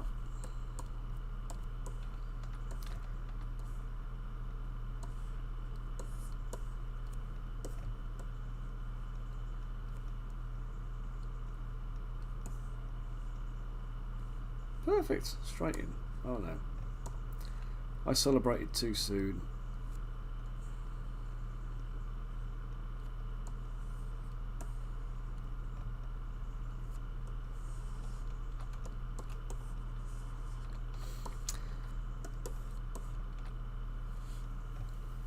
you think it'd work if we just do like the arm forward to the face like that, so the sword could be in front, or does it need to be kind of like right angle straight in front kind of thing? Because these guys with a big saber like that as well, that's properly going to obscure the face. Right, let's just duplicate that because I'm going to use it again. So I'm merging down. Okay, there we go. So I'm going to save that now. Right. Now I just need to pop up to the house for a sec, because I'm thirsty for the loot, and then I'm going to grab a brew and be back with you guys very shortly. Okay, ponder on the mate. We'll try it. It might not be rubbish. It might work. It might not. If it doesn't work, we can adjust it and just move it around anyway. So we'll see. If you've got any more thoughts on poses, like I say, I've got to do three more of these guys. If you've got any faces you want me to use as a reference, or if you've got any kind of like visuals you want to kind of do, fire them in the chat now. And I'll be back with you in about 5 minutes or less, 2 minutes, say. And yeah, I'll have a look then. Catch you in a minute, guys.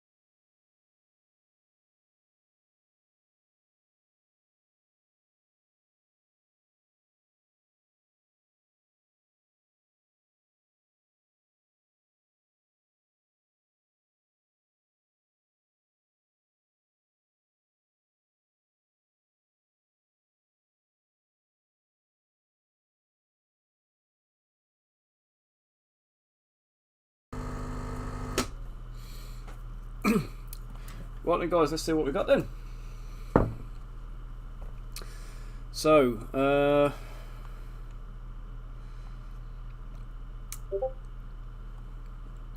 I've got Rich firing some stuff up in the Discord channel.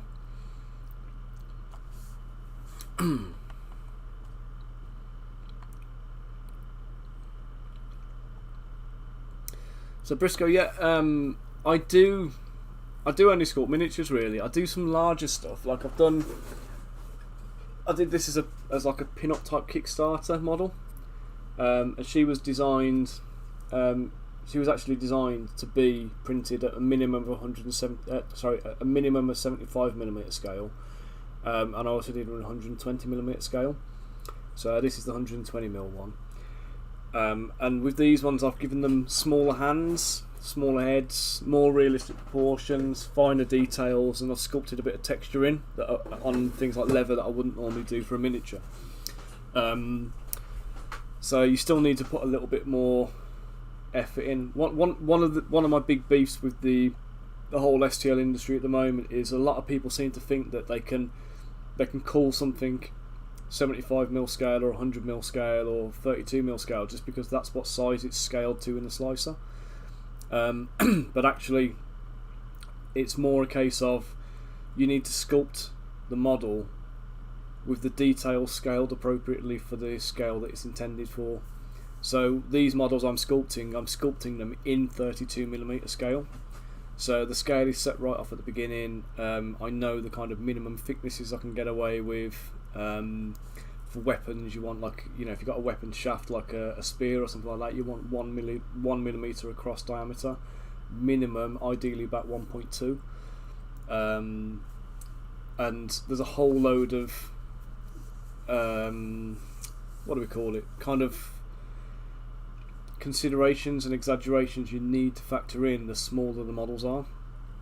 So heads need to be bigger, hands need to be bigger, straps need to be thicker, material needs to be thicker. You've got to create that kind of definition, that layering for it to work.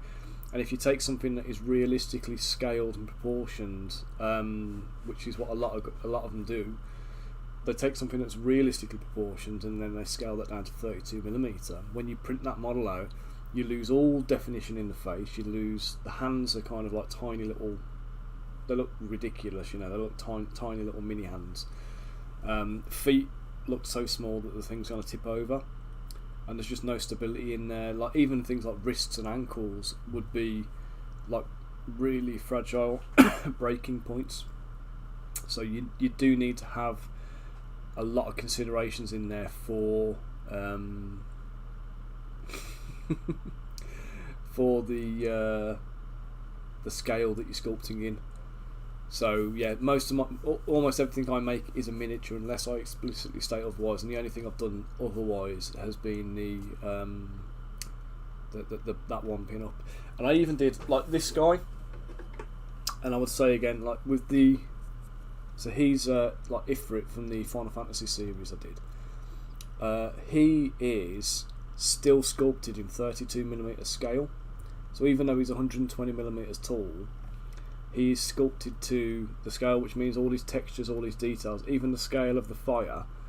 So that fire would still look like fire on a smaller model. It's not just you know, the same thing just made bigger. It's got the same amount of texture and detail, but as a larger version. So you could take those fires and it looked like a bonfire to a miniature, for example. And that was the whole point with what I'm trying to say. It's all about the scale that the model's intended to be, not the size that the model actually is. So let's see, have a look then. So you have maroon colour on the head, on the headdress, and then scarf is blue. Thank you.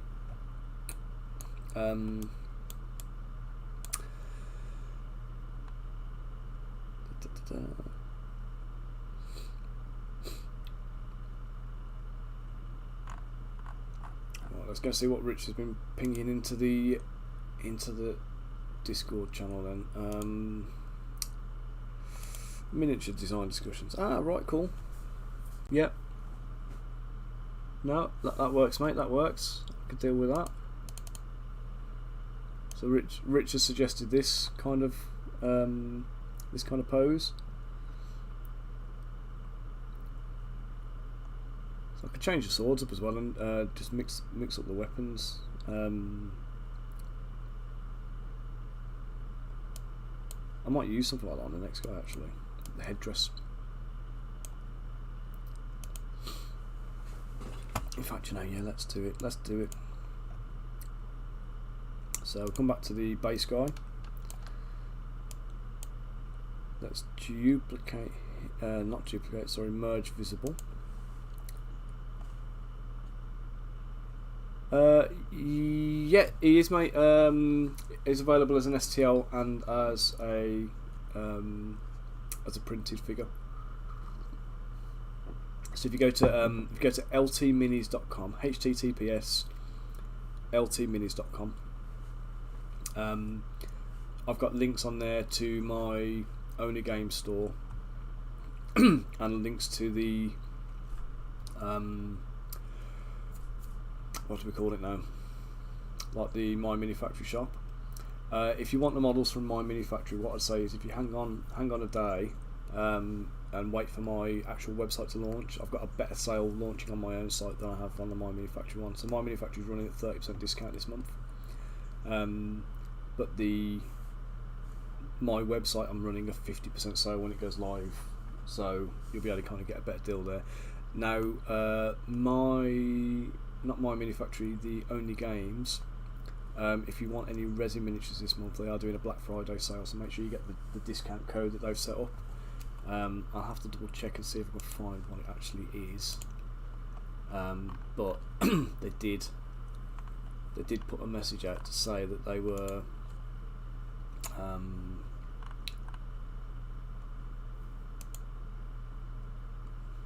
doing the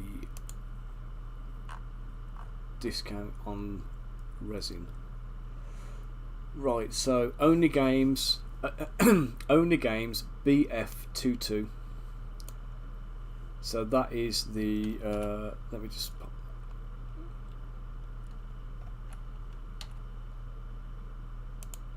pop it into the Discord channel. Only Games BF22.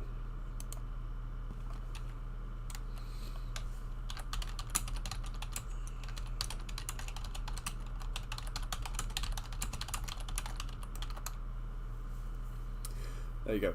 So if you use that, you'll get I think it was 20% discount they were offering. But I'll confirm and tell you for definite.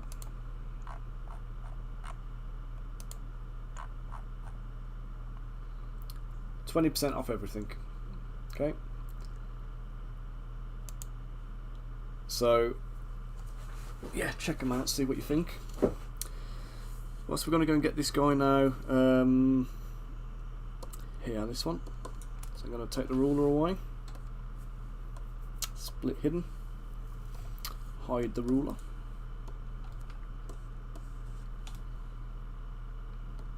Right, I'm going to take the turban off this guy. I think I'm going to give him a different helmet.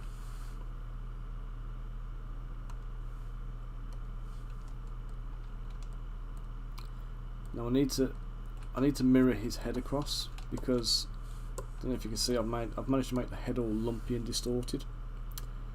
So that's split hidden there.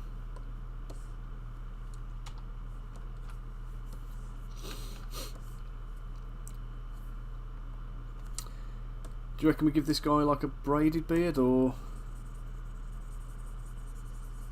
what should we do?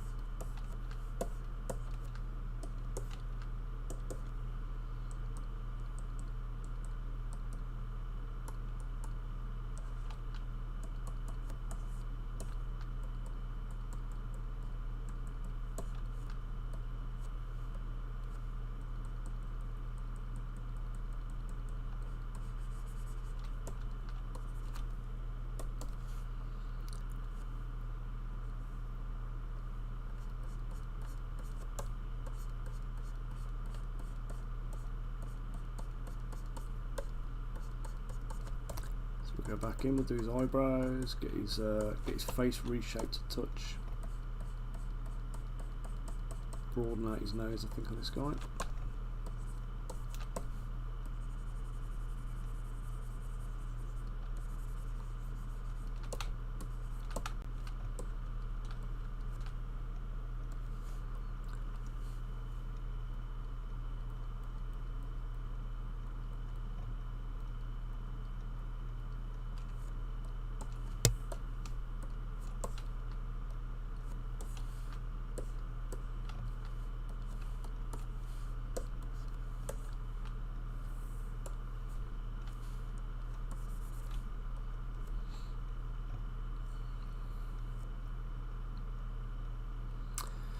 Persian style facial hair. Let's go and have a little gander, see what you're talking about there, mate.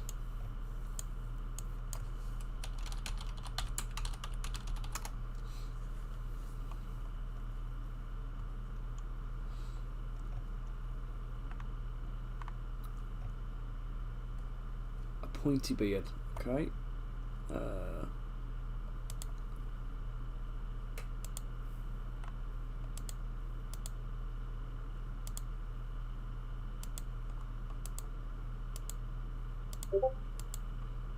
Oh, do you know what? I might do one with a face mask, you know, like the. Oh, yeah, got ya. Thanks, Wilkie. Okay, let's do that for this guy then. Let's trim his beard right down.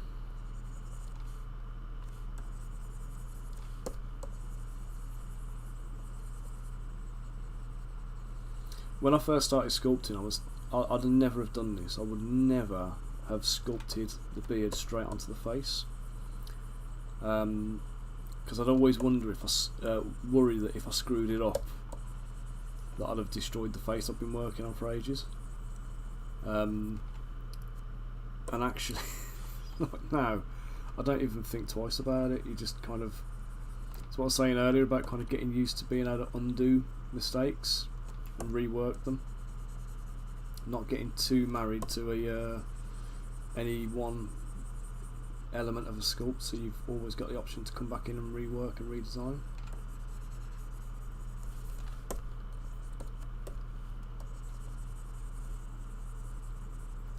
Right, so I'll do this guy with the trimmed beard. Then we'll do the next one with the pointy beard, and I'll do the last one with the face mask, I think. Oh yeah, making copies and all that kind of jazz is always, like, you know, a given. But there's times when I mean to save something, and then I come back and I realise that I just haven't. And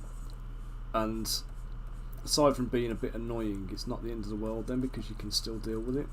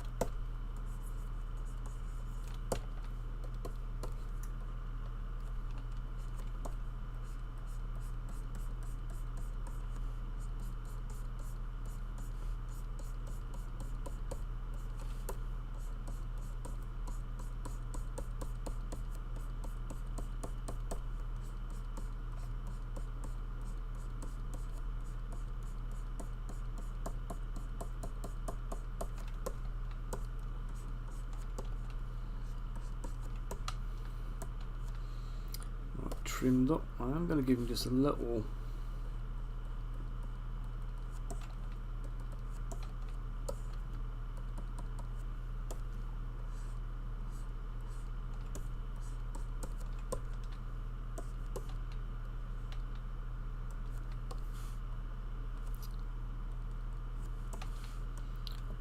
right. Now this one I'm going to do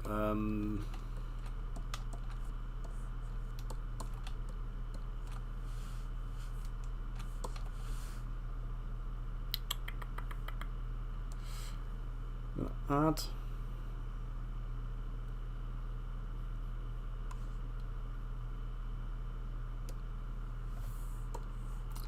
a sphere. I'm going to shrink this right down.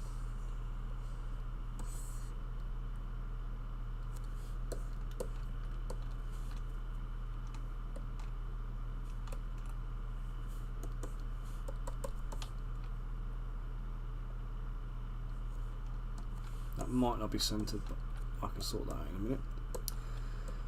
So what I'm going to do, I'm going to basically take half of this sphere and divide it a couple of times, dynamesh it with group, dynamesh it first, split it in half, dynamesh it with groups again, remove the bottom half. Okay, and now what I'm going to do is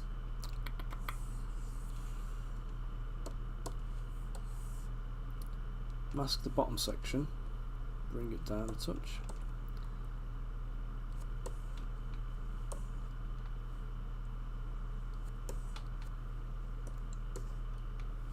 I'm going to re-dynamesh with polish on, and I'm going to put my symmetry on with wall cracks. I want radial symmetry, and I want it to go around the model. So there we go.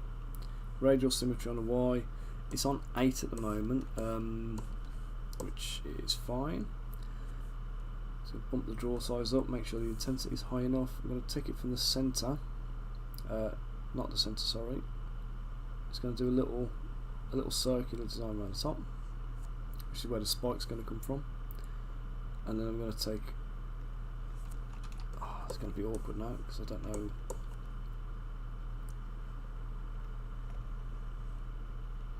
Just like that. So similar to what I did on Shield.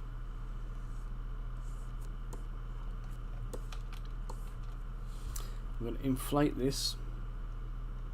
No, I'm not. I'm going to gouge it deeper first.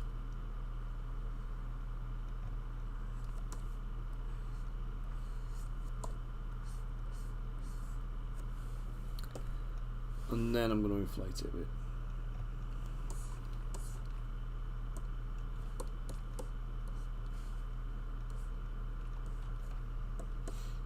Okay, now that that's done,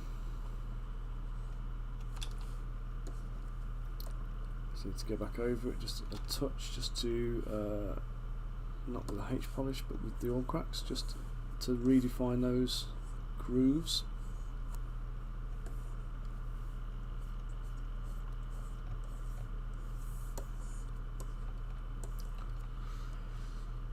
And I'm going to just put a radial count massive. I'm just going to do that top bit, and that's going to help me to know where to put this spike. But first I need to turn my symmetry off,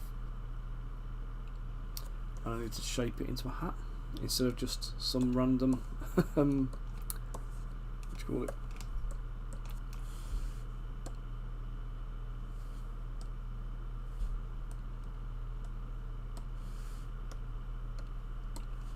some random ball shaped thing on his head. Okay, let's bring that up.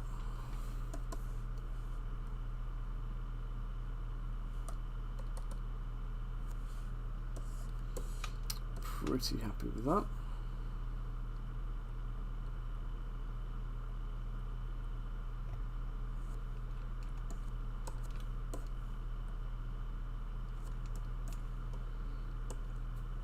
Grab my coffee.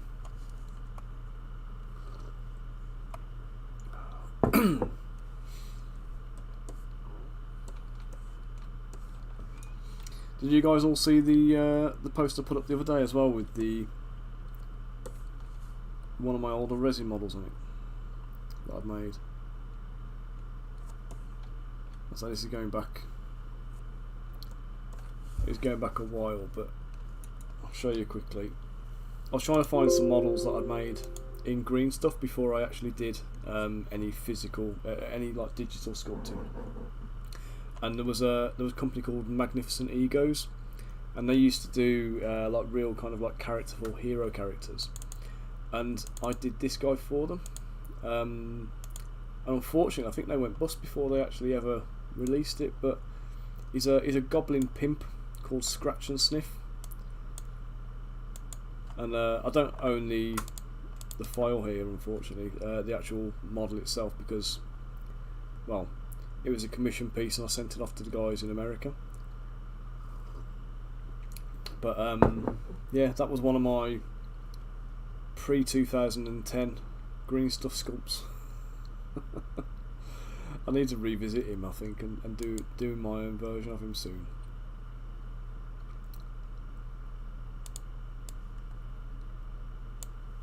But yeah, I just saw him in the Discord group chat. It just reminded me about him.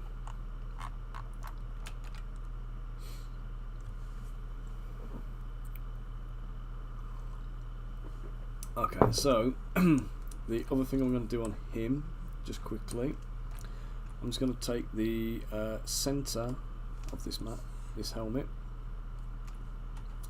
and I don't want radial symmetry on, but I do want symmetry on.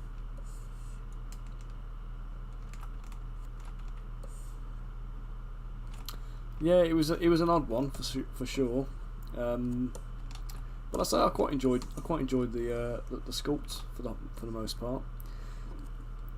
They had some nice characters. They had another one which was a druid I did for them, and he was like a save the trees protester, like a Greenpeace protester kind of druid. He had a little placard. Let's boost the resolution up on that a bit. Yeah, had a little banner. So he was standing there with a banner, and he had like woodland creatures crawling out of his robes all over the place. So he was another good one.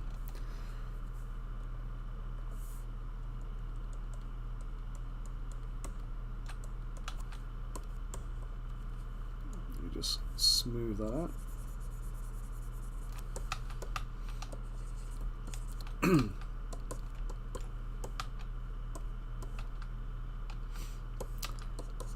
Right, I'm gonna do the chain. What's it called? Is it a coif? Never quite sure how you pronounce it. The kind of the chain hood that goes underneath the.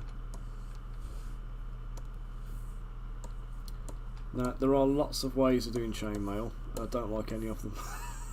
Hate doing chainmail.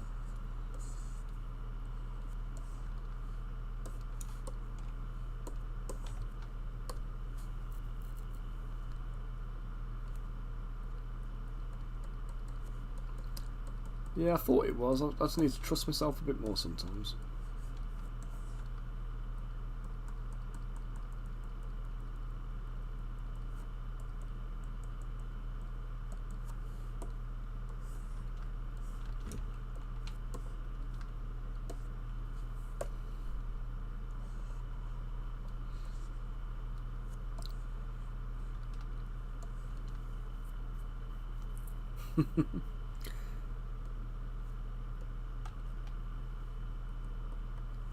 I'm glad we're all on the same page. Because there's another word that sounds quite similar to coif that means something completely different, and every time I say it I always think, did I get that one right? Did I use the right word?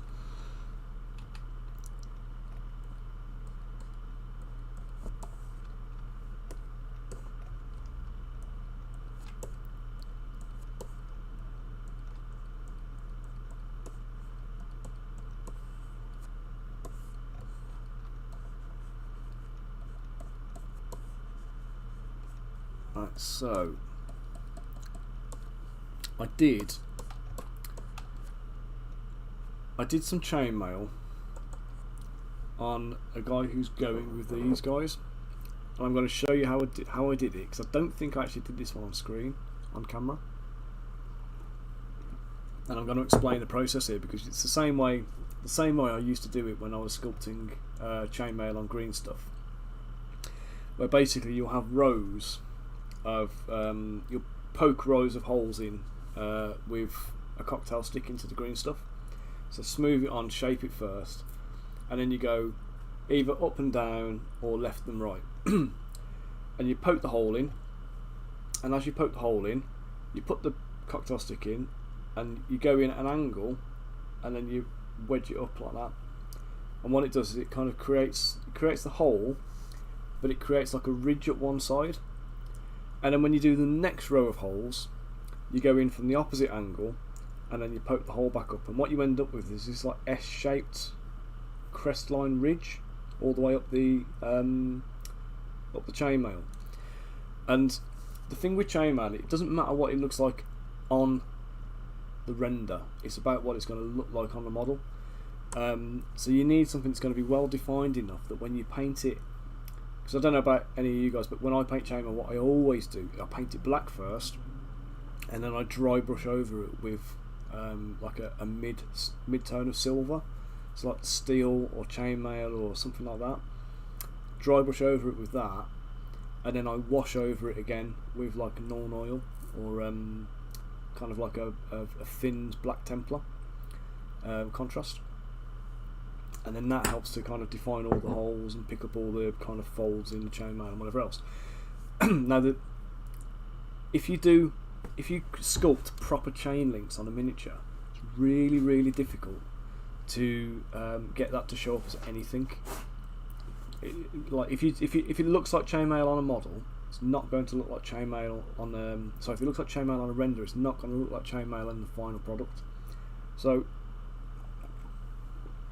some of the best ones I've seen that emulate chainmail are literal actual chains, and they've had actual chains hanging down in lines, and that works quite well to give the indication that you're dealing with chainmail. But it works better on like dwarven characters and stuff. It kind of feels like, you know, it feels appropriate for them.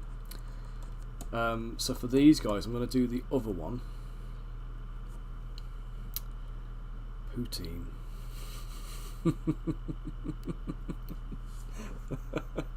Is it poutine or poutine?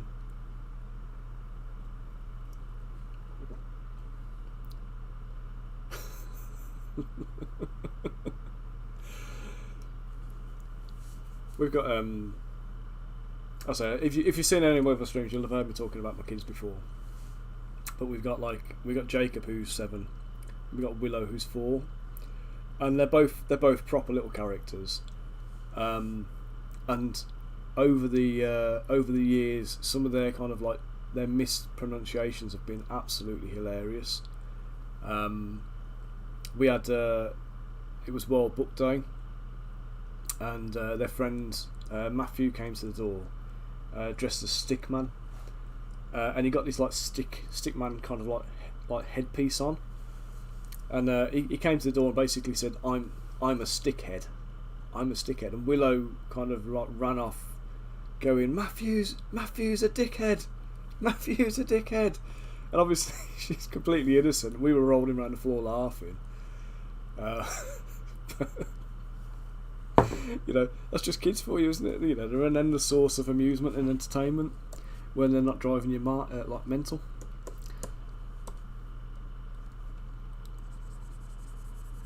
Small tangent there. So it's poutine.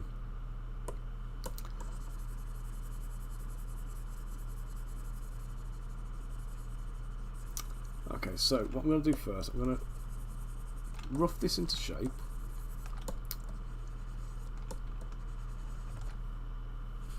Right, I need to dynamesh this.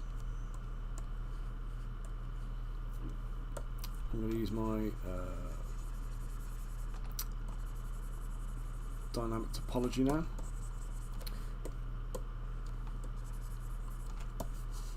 Right, so what we're going to do here is the rows of holes thing. So I'm just going to define the edge of where I want this to go.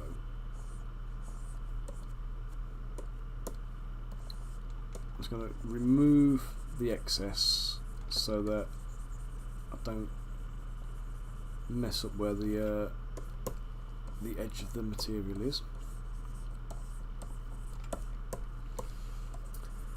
So I'll take a bit more of this internal stuff out, just so it's a bit easier to work with.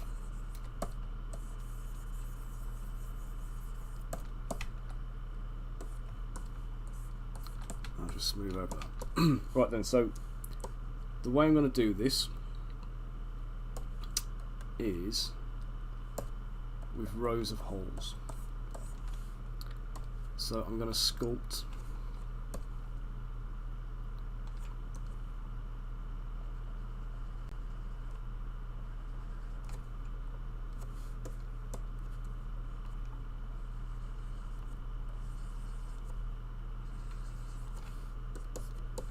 like this. This is going to be symmetrical. I'm going to do the holes going down the material like this.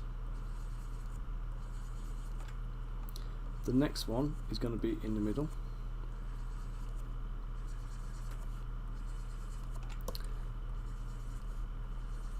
And this is it's a good way of sculpt. If you want to sculpt everything, you don't want to mess around with procedural bits, because the other ways of doing chainmail effectively involve like procedural things.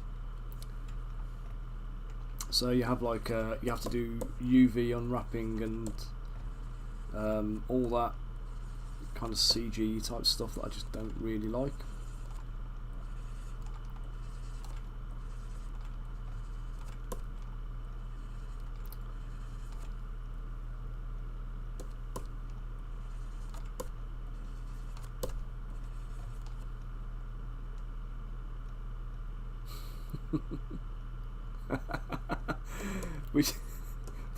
we had a similar one when Jacob was really little.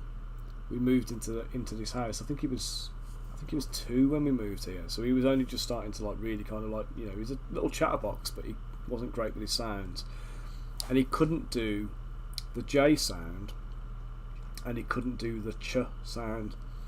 So anytime he said a ch, it was a k, and anytime it was a j, it was a g sound. So his name was Jacob. And when we moved into this house, we've got a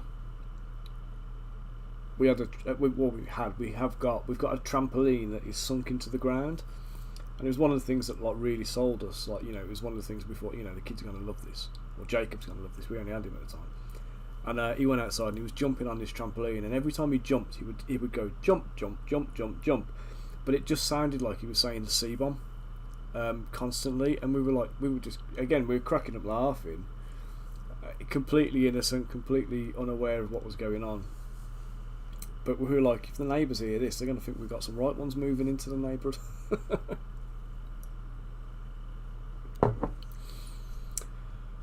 Oh my god! I've just read up a little bit the chat. Read up the chat a little bit.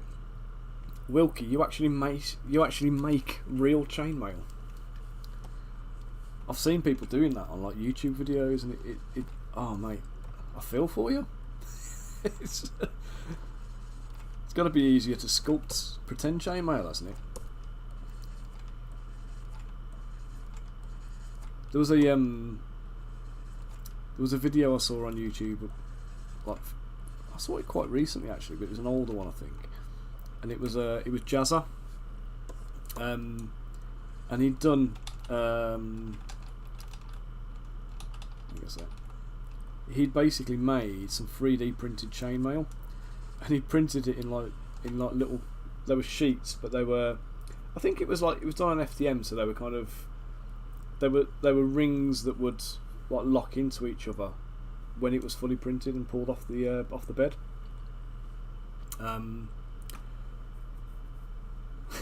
Bloke's version of knitting. I like it.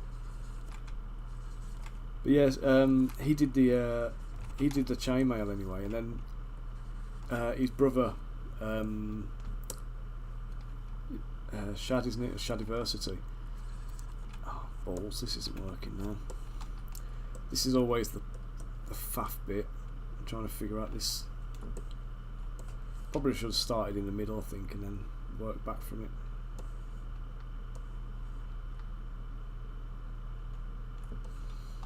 So I'm going to have to undo all of this. I should have gone the other way around. That would have made more sense.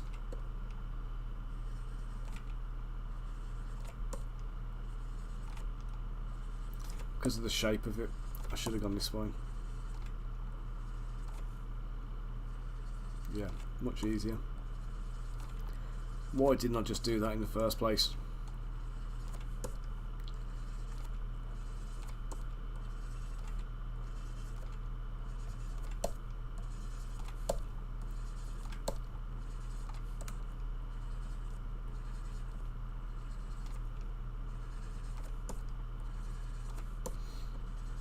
So do you have to weld the chainmail links, or do you have to like just rivet them all?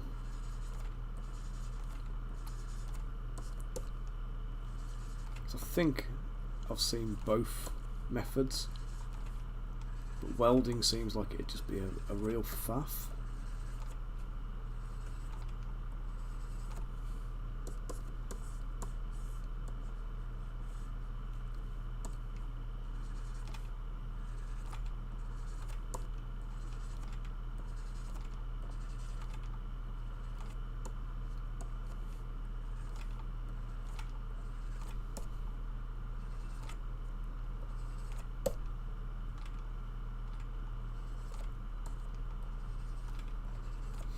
I've still got the same issue where I've got my spacing really stuffed up at the back where this material comes out.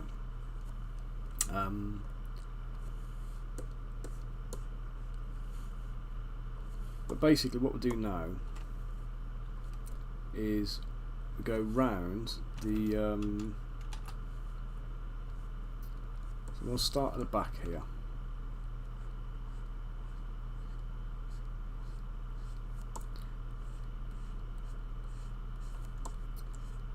So we're just going to go around the holes like this.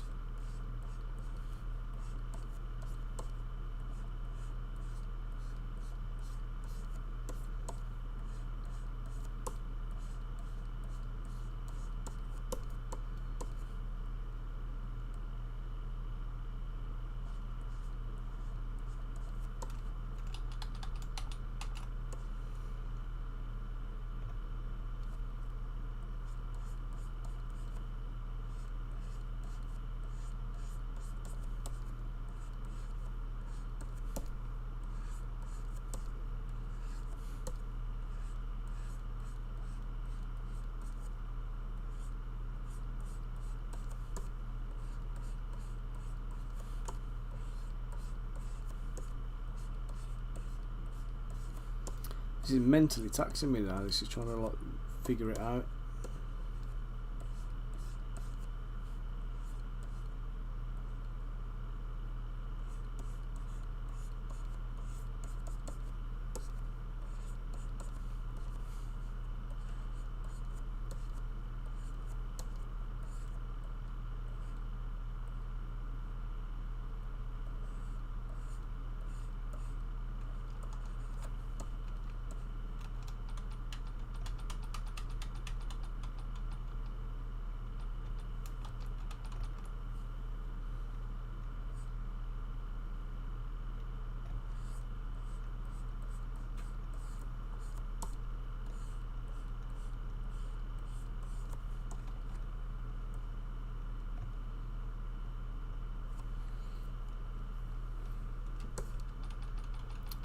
Okay, so this is totally wrong.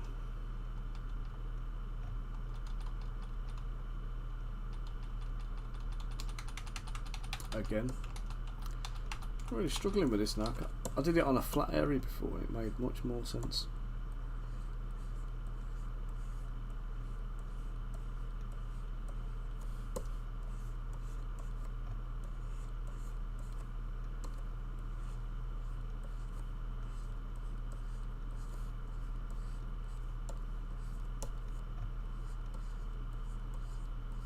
That's it, I've got to overlap.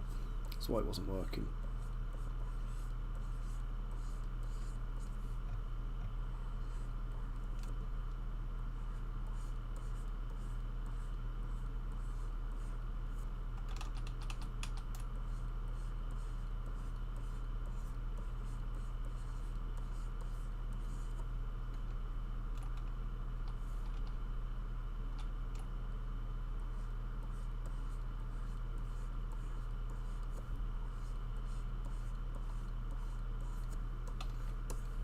what's that? So basically what we're doing is we're going round the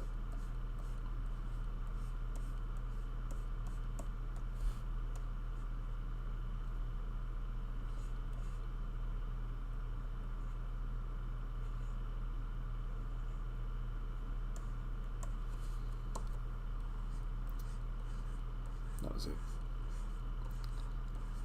So I took a little bit of trying to figure that one out then. Apologies for the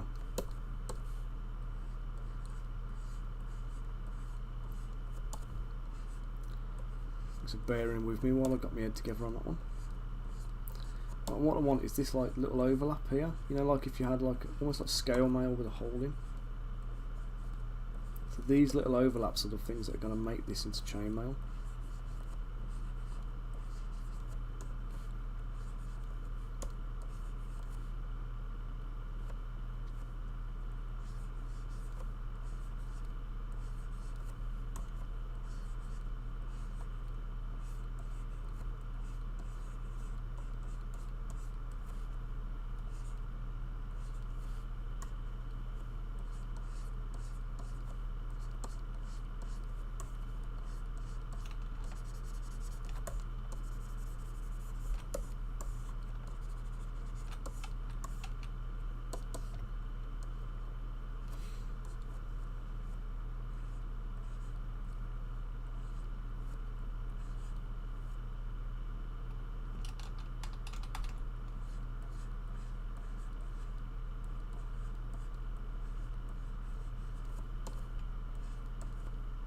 So now I've figured that out, what I can do is I can just go around each of the holes and just do the crescent to the right, and then it makes a lot more sense.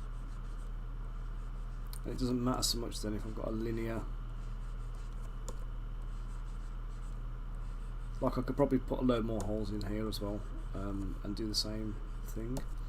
And when I get to the very back, what I need to do then is just put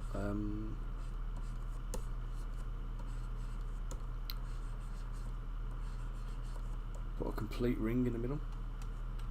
So I'm actually just gonna change the geometry at the back here just a touch.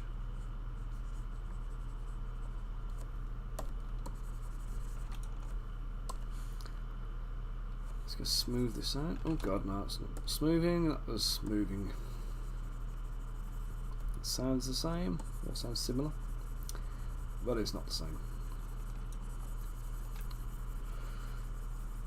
Okay, what's that? So you can do it several ways. I've done both, and then just closing the rings with no fixing them closed. All depends. You don't usually fix closed decorative stuff, just fix LARP stuff. Yeah, that makes sense, I suppose. Horses for courses and all that. You don't want to put more work in than you have to, do you? So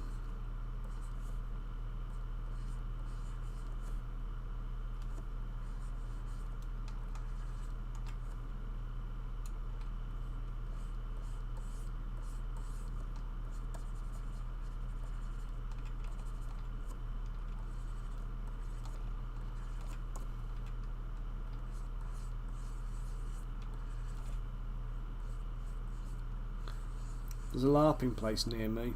I've not been. I'm not really into that, into the LARPing thing. But there's a place near me that does there's this thing called Haddo, and they've got like a really cool like Kickstarter cafe on site where they sell like the you know when you got like your Kickstarter exclusives and all that kind of business. They have all of that kind of stuff in stock. So they do like mail order as well, obviously, but you know, if you're into your LARPing, you could go there, have a cup of coffee, grab your games, and then go out and enjoy your LARP session.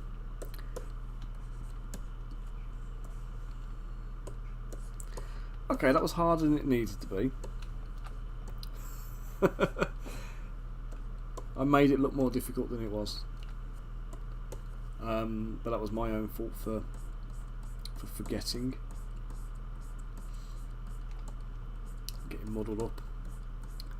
It's easier to do it when you do it in green stuff, if I'm honest, because when you do it in green stuff, you kind of, as you poke the hole, you create the ridge, and as long as you just go in a linear row, it makes it nice and easy to kind of to kind of get everything sorted.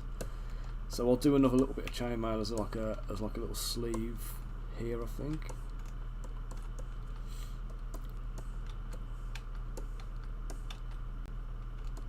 So let's do this as the guy with the what you call it, the sword across his chest.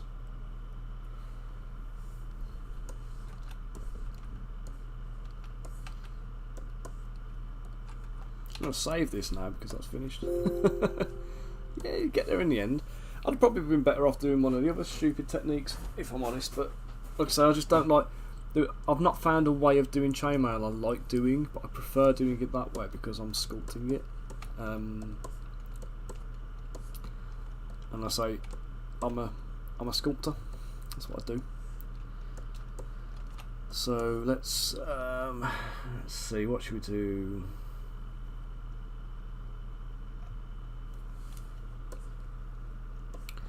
So I'm going to take this guy's shoulder pad.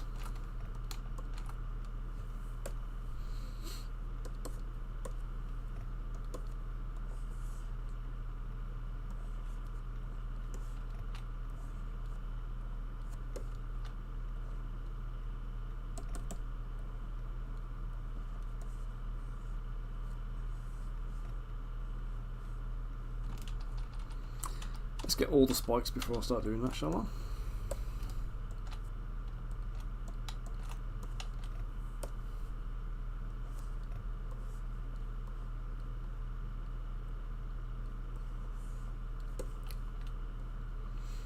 Shrink it down, so I'm going to pop that on as a knee pad here. I might do both knees.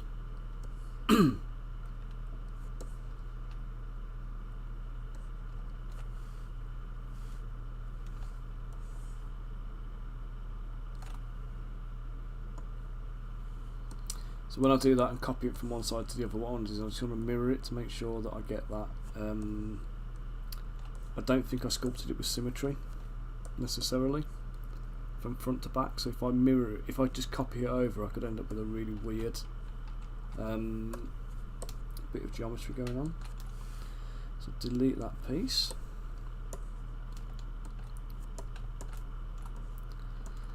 And I'll just modify the trousers around the around here.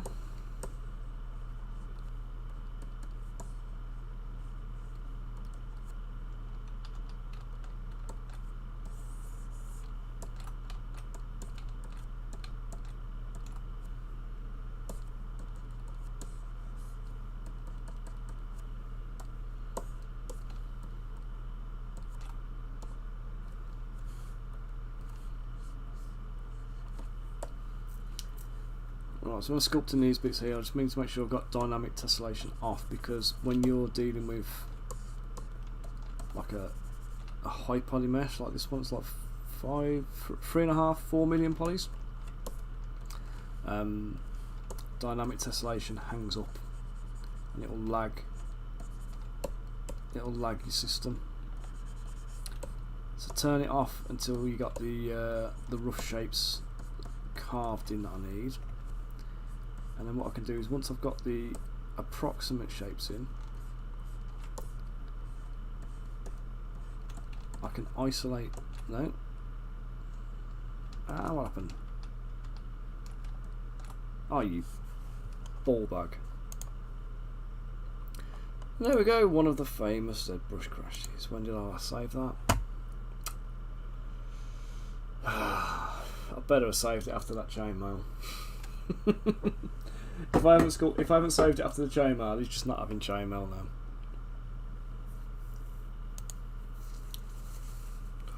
Oof.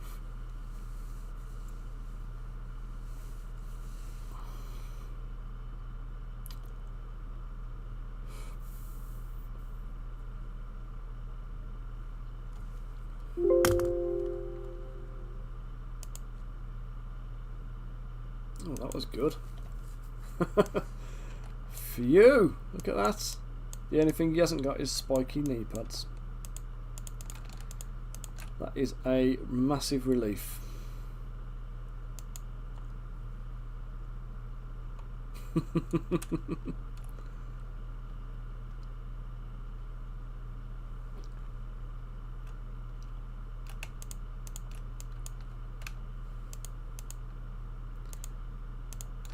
So it's mildly annoying, but it's not kind of scream and throw the computer out the window infuriating. So I can live with that.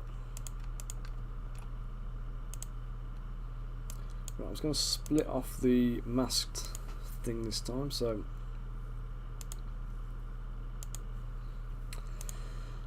let's take that, let's rotate around.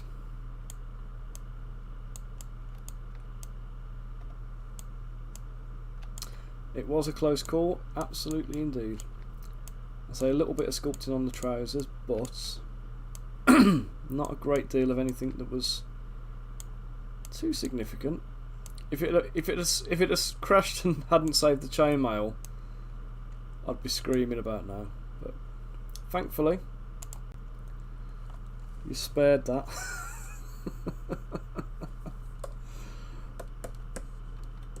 The worst that happens is I call ZBrush a ball bag. There you go.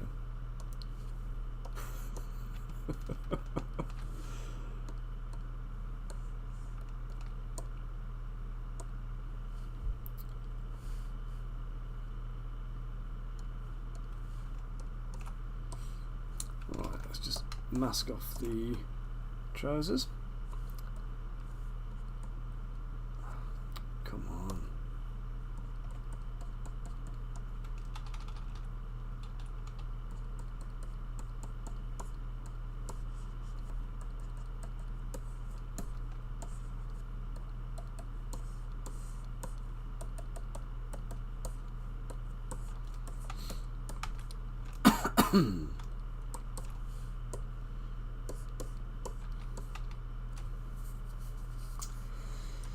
Right, so we've got that.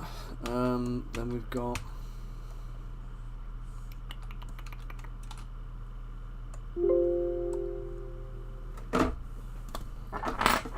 get my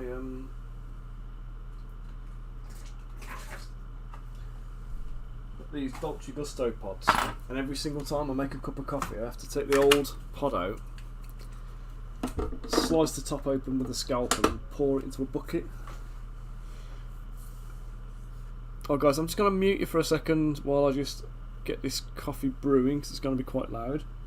I'm just going to carry on with the sculpts, just tweaking a few details and moving some stuff around. Okay, bear with me a sec.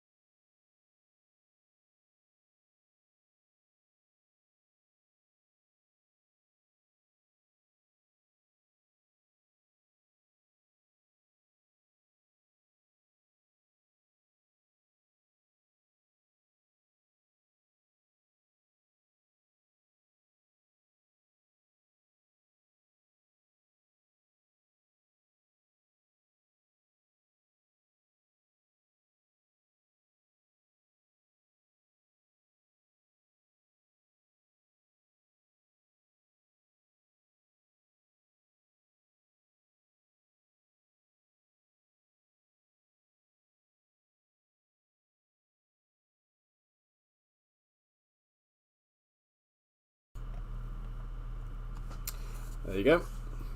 Back in the room. Of course, ZBrush a bell end. Yeah, it's not a phrase I use, but it's one of those regional things. I think if you're from Manchester, up in the north of England, it's a much more common term. I tend to use things like cockwomble and I say if I'm centering myself and trying to keep it fairly clean and amusing, ball bag, turds, something along those lines is a little bit cleaner. It's a little cleaner. It's not, is it? Let's not kid myself. Right, what's a group? Let's just take that off way. Yeah, we got a lot of slang and swear words and stuff that more of the world should adopt.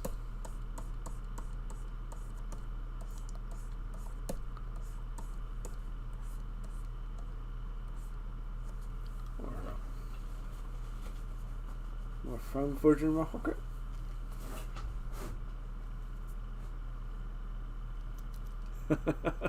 Yeah, Lancashire's up north. You got Lancashire and Yorkshire are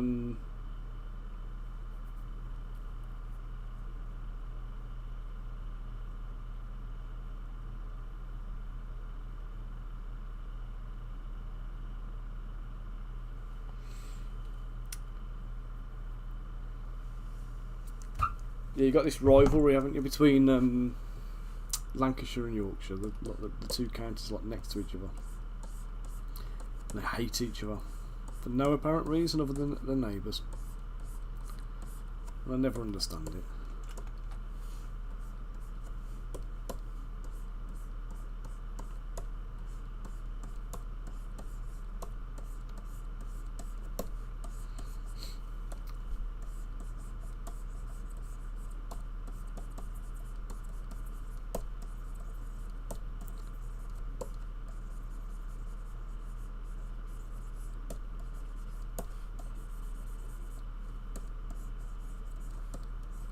So here's one as well for you. I've never heard the term Dutch baby until we watched some baking program, Easy Bake or something like that on Netflix with Jacob, because he enjoys the cooking programs. And this guy's sitting there talking about these Dutch babies that he has for breakfast, and I had never ever heard of a Dutch baby. Like, literally, I had no idea what this guy was talking about. And then he goes and makes a bloody Yorkshire pudding. And it's like, where did Dutch baby come from? You know, when did is it a big thing in America? Do we know where it comes from?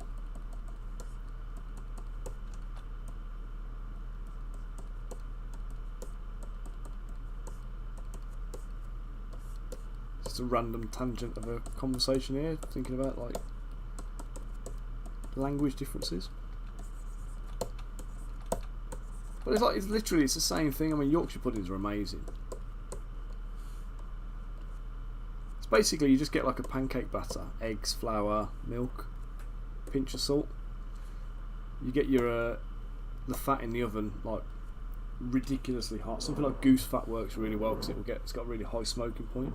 You get a fat that will like literally go scalding. You put it in the oven, get it as hot as you possibly can in like a casserole dish, or you can do it in like a muffin tray. You know, you pour a little bit of oil into the bottom of each one. You get it to the point where it's smoking hot, like, you know, I don't know in Fahrenheit, but you put it on like, you know, 250 degrees C or whatever. You know, as high as you can like manage it.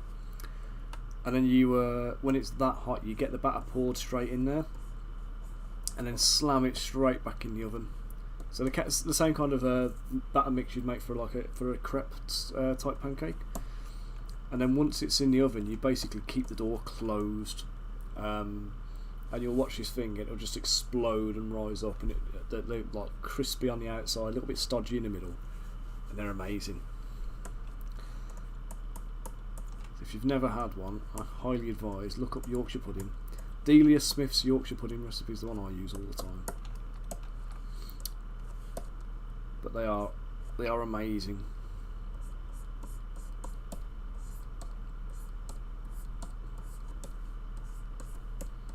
Right, I'm inadvertently turning this guy into look like a hero, I think. I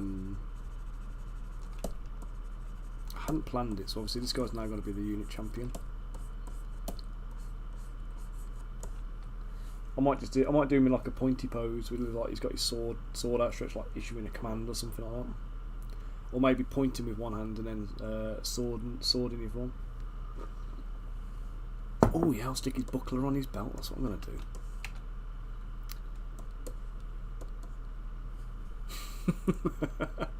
we have a chain of pubs over here in the UK called the Toby Carvery, and usually you go there for like a Sunday roast, and they have like the Yorkshire puddings, and they have you know, beef, gammon, turkey, occasionally lamb. You have your carving of meat, and then you go and help yourself to the vegetables. But they do breakfast as well, and in the mornings when you go in there, they do a Yorkshire pudding. And they chop up they chop up bacon and onion and they put it in the Yorkshire pudding mix. So as it rises, you got this like mass of bacon and onion in the bottom, and they're amazing. And then they usually have like a tomatoey gravy. So it's like a beef based gravy, like a proper roast dinner kind of thing, but with like tomato sauce kind of thing for it or something like that. And it just makes the breakfast. The breakfasts have gone downhill massively there over the last couple of years. They're not to the standard they used to be, but until they started doing it, I'd never considered having a Yorkshire pudding as like a breakfast item.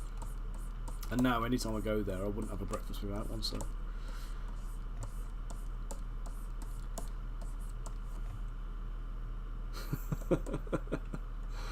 Pie pan, yes, man.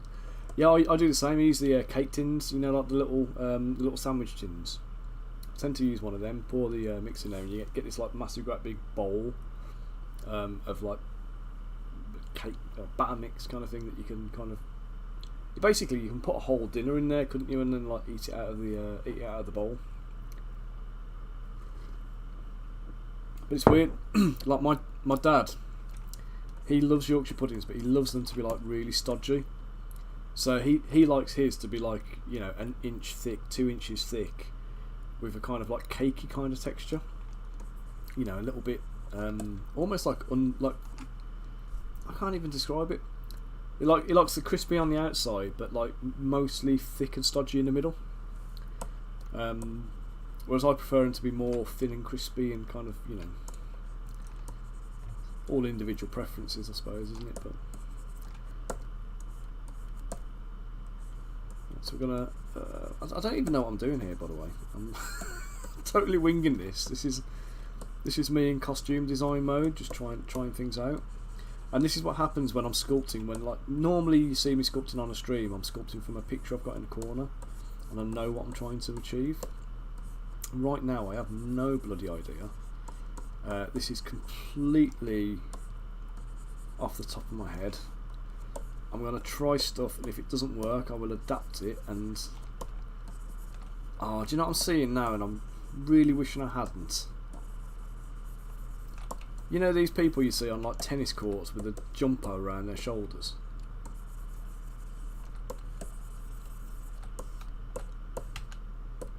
I should just tie a knot in that and then make them look like sleeve ends, and give them a tennis racket instead of a bloody sword. I need to make this work.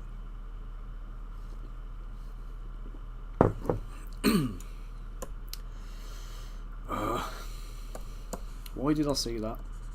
Why did I have to do it to myself?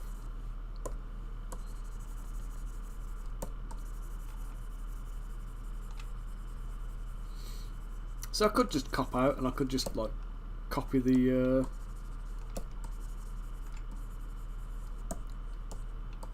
whole mesh, the whole model as is, and just repose it half a dozen times like some other people do.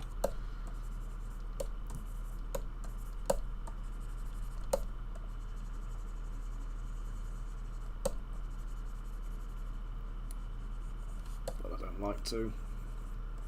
I like to make life hard for myself. Well, you see, my plan is I was going to put a brooch, because they've got this eye symbol, as like a thing. And what I'm thinking is, if I just do this.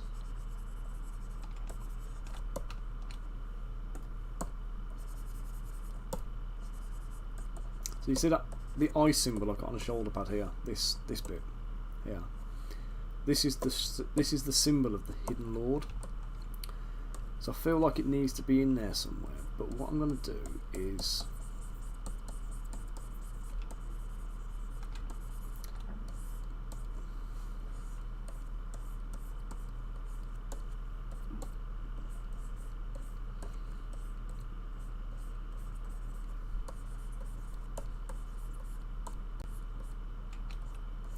I know where I've got this idea from. This is from my Commander Porter sculpt.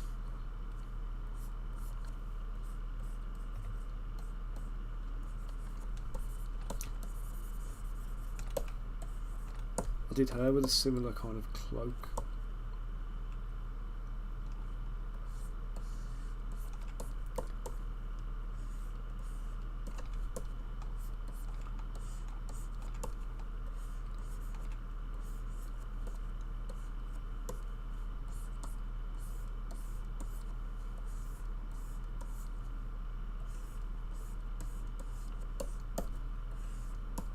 I think what I might do is I might give him like a tassel band across the bottom of the material.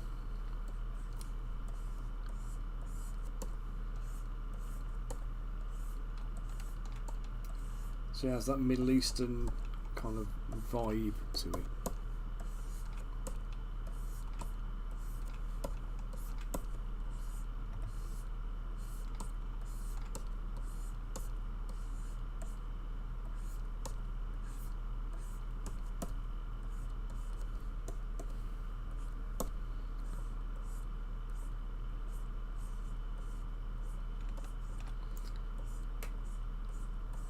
So this is a bit. This is a bit you don't normally see. You know, when we're doing like YouTube videos and we've prepared it and we've done it all.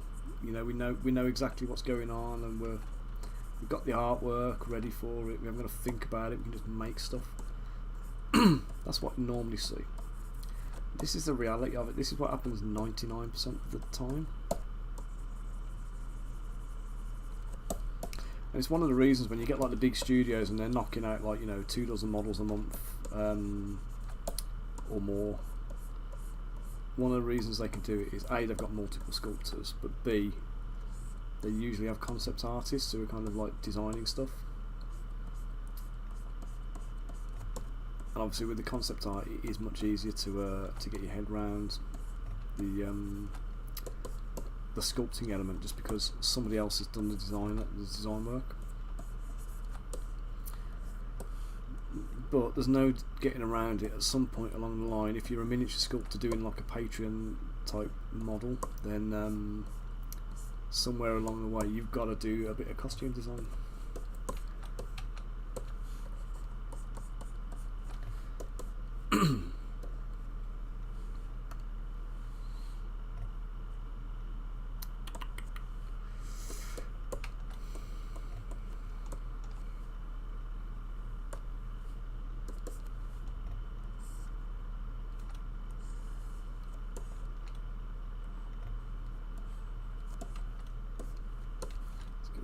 Depth. Let's shrink it down. Let's give it a eyeball in the middle.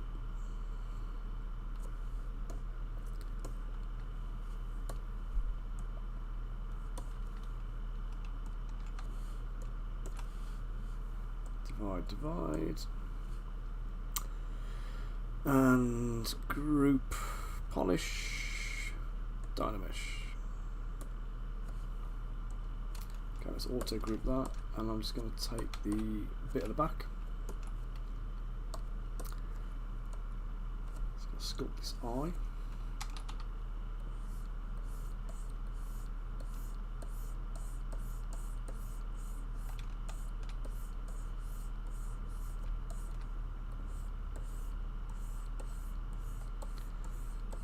So it's a little bit like, was it the Eye of Horus or the is it the Freemasons, is it, who use the symbol of the eye? A little bit like them, I suppose. Illuminati, isn't it, with the eye? Sorry, not the Freemasons.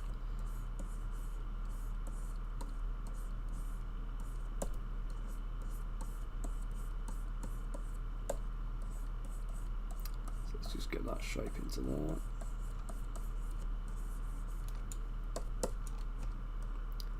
Crease around the edge to give it a nice defined ridge. And then we're going to Dynamesh with polish on again. Smooth out the outside stuff. Let's let the autosave go through.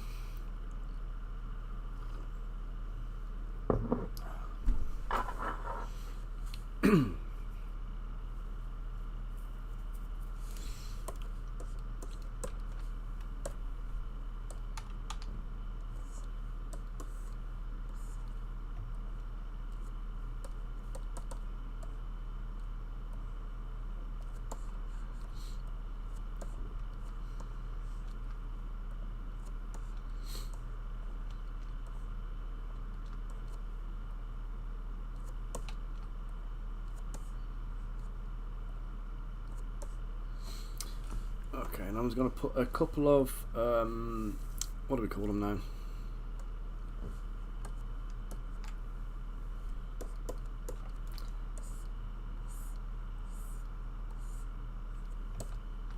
Cubes. Cubes.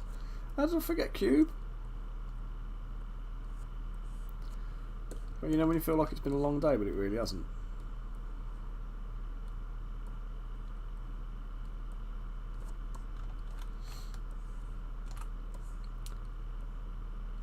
I had a funny one with Jacob last night. He was we put him to bed about 8:30.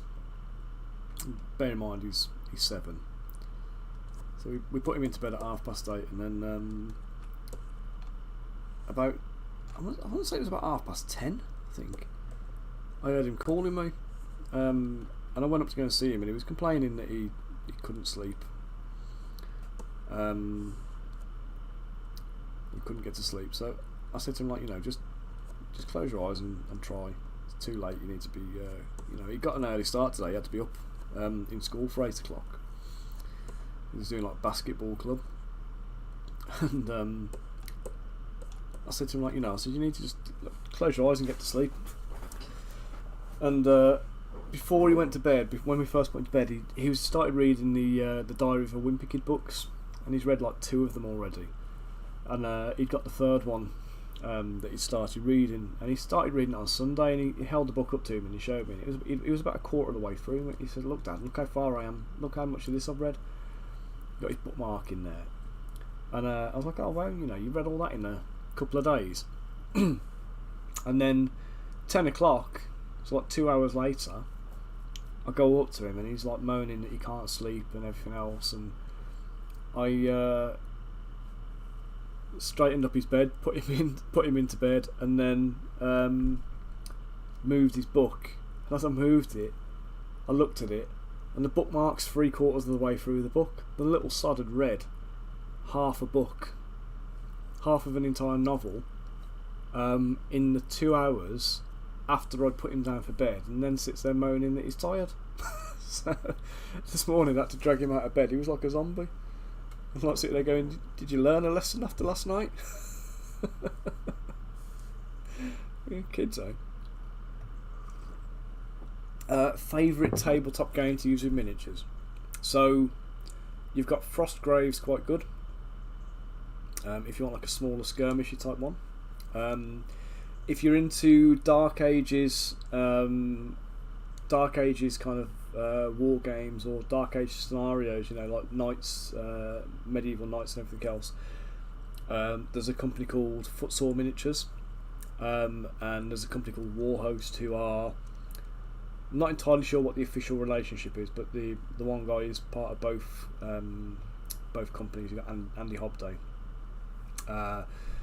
and they manufacture a lovely range of metal models in the Dark Ages type thing. And I sculpted their terrain, their resin scenery, for like the Kickstarter projects.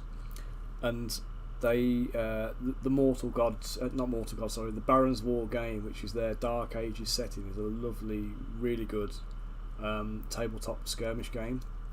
So I think there's a few fantasy elements that are kind of like slipping in there. They've got plans, I think, to add like fantasy units like orcs and dwarves and stuff, so you can use the same rule set with a fantasy type thing. But they've already added like Robin Hood and the Merry Men and the Sheriff of Nottingham, so there's a little bit of kind of British folklore in there, which is quite nice. Then we've got Mortal Gods, which is again made by Footsore Miniatures, and that's basically ancient Greeks. So they've got Mythic as well, which is all of the what do you call it, like the old Greek mythology. So check those out. We've already said Frostgrave, haven't we? Then we've got the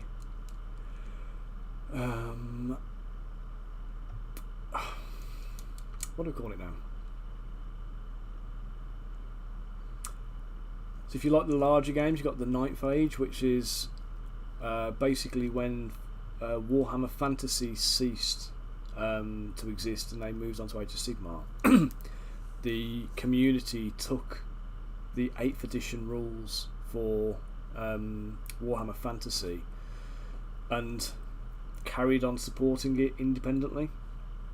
So you'll find, if you look at the 9th Age online, if you want to play a game with whole armies, regiment versus regiment, across the big tabletop, the 9th Age is a good one. And like I say, that's taking everything Warhammer Fantasy did and expanding on that. So if you get your hands on an old Warhammer Fantasy army with all the square bases and stuff like that, regiments and stuff, it's great. You've also got Kings of War is an alternative one if you want to play with units and regiments, but they have their own models and everything else, so you can kind of get their armies ready to go. But when I made the Kingdom of Telarius, I made that Kings of War compatible, so that's a decent one to get into. There's loads. It just depends what takes your fancy. If you want Vikings, there's a game called Ragnarok, which is really good. So that's like Viking combat in a heavy metal age, I think it's called. It's a good old game system. But then obviously the best one hasn't come out yet, which is the Crystal Collapse game that me and Max are working on. But you'll find there'll be a huge range of models in there, and a lot of support for my existing stuff. So we'll be creating profiles and stuff like that, so you can actually run like an adventurers guild, like an adventurers guild kind of like faction team kind of thing. So you can pull the characters from my existing heroes range and pop them onto the tabletop. So yeah, loads and loads of different stuff going on. Loads of games you can choose. But there's quite a few out there that are like miniature agnostic, like I say, Frostgrave, Stylegrave, those kind of ones. There are official model ranges for them, but they're not really required. Ragnarok has no official miniature ranges, so you can pick up the any kind of Viking models that take your fancy. If you're into the Viking model, have a look at Pagan Miniatures, which is paganminiatures.co.uk if they've still got the website up. And you can go and get the models from them, which I made a few years back now. So there's a whole range of like Vikings and werewolves that I did. Like this guy. He's one of them. And then we've got Berserker.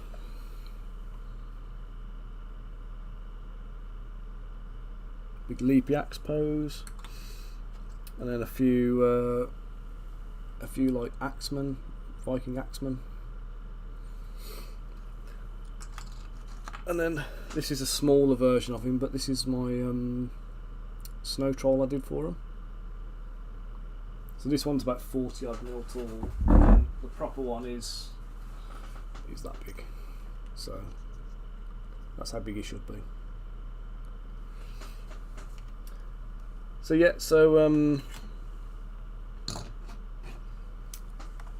yeah, loads of choice for games. But again, like I say, if you're wanting to get into something new, we're going to be opening up Crystal Collapse to public beta testing soon. So if you want to head on to my Discord channel, ping me a message on there and say can I have an invite for the playtesters group.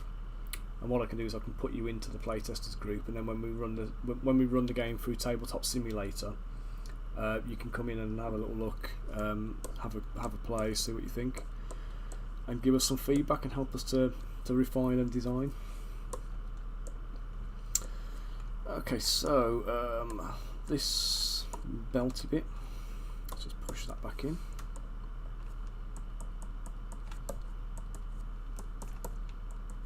So what do we think, guys? Does this cloaky thing work a bit better now? It doesn't look so much like a not so much like a sweater over his shoulder.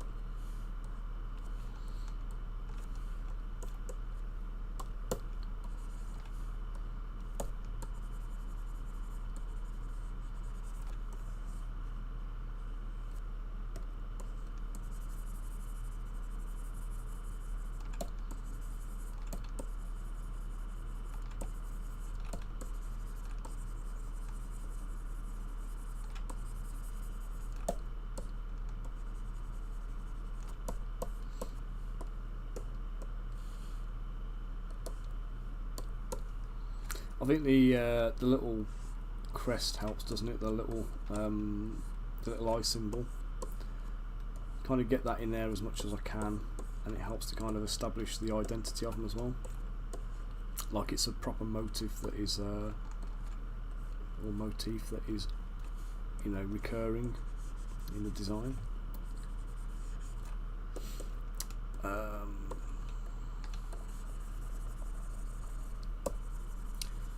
Cheers, Rich.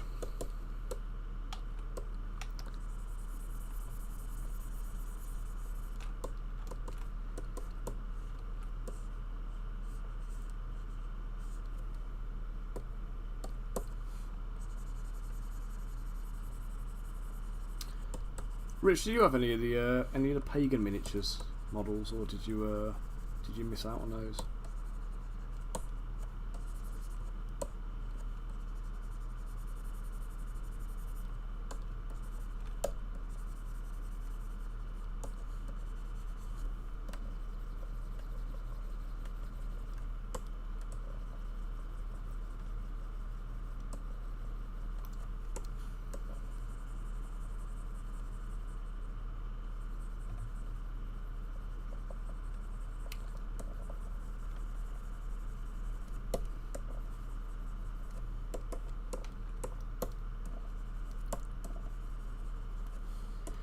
So I'm going to add some tassels onto this, so I'm going to add them as a separate layer, I think. So I'm just going to mask a line around here.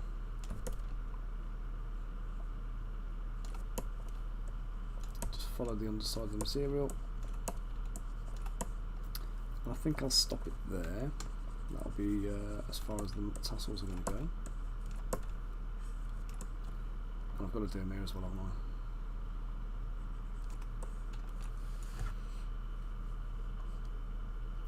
So let's do an extract.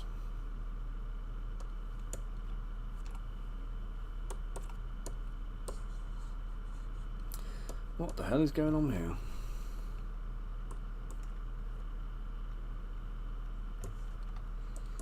Oh, they originally sold them in metal as well, mate. The whole original Kickstarter that Adam and Sarah did was for metal miniatures. They only actually did the STL file one afterwards. I don't think they'd ever intended to sell them as STL files. They did the STL files because they fell short on postage, so they ran the Kickstarter before Brexit, and because of hang-ups with the manufacturing, they basically ended up with a massive deficit on the Kickstarter because everybody had paid shipping already, and then Brexit happened and all the shipping prices just hiked massively, and then they ended up having to like put a load of extra money into shipping to get everything sent out.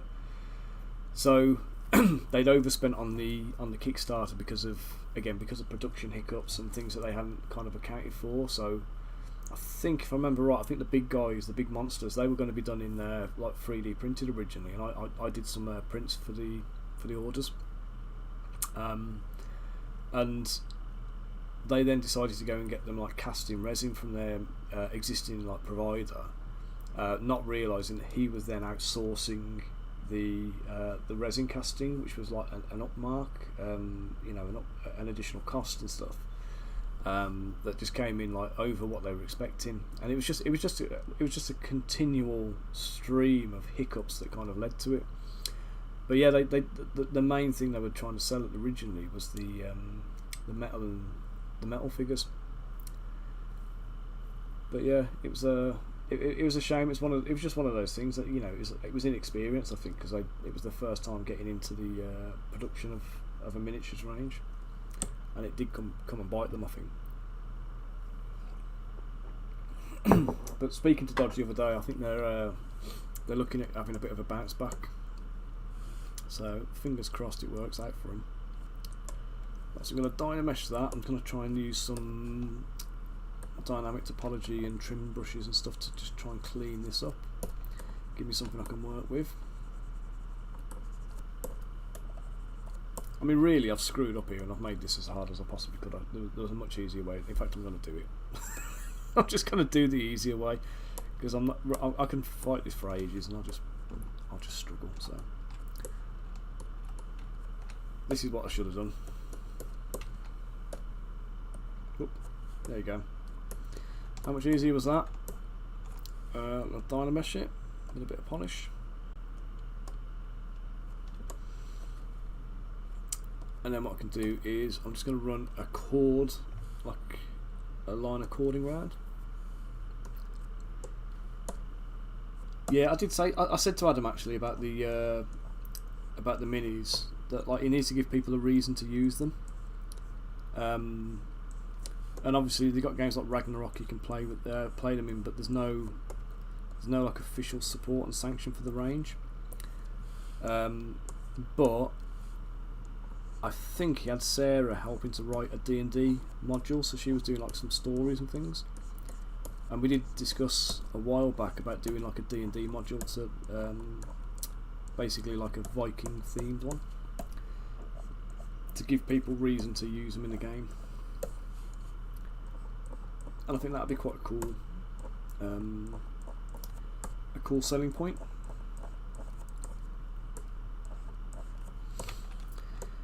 Right, now these tassels, there's nothing special to do here. This is just, position them, get them where I want them to be, and then we're going to, turds. Come on. You know you wanna. There we go.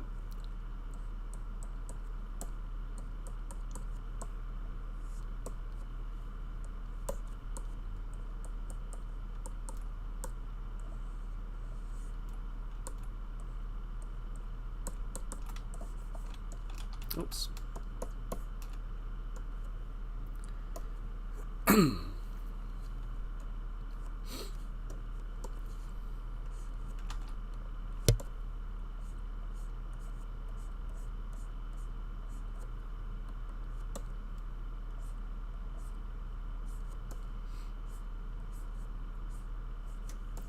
I've been doing a bit more painting in the house of an evening, like recently, trying to get a little bit more stuff done.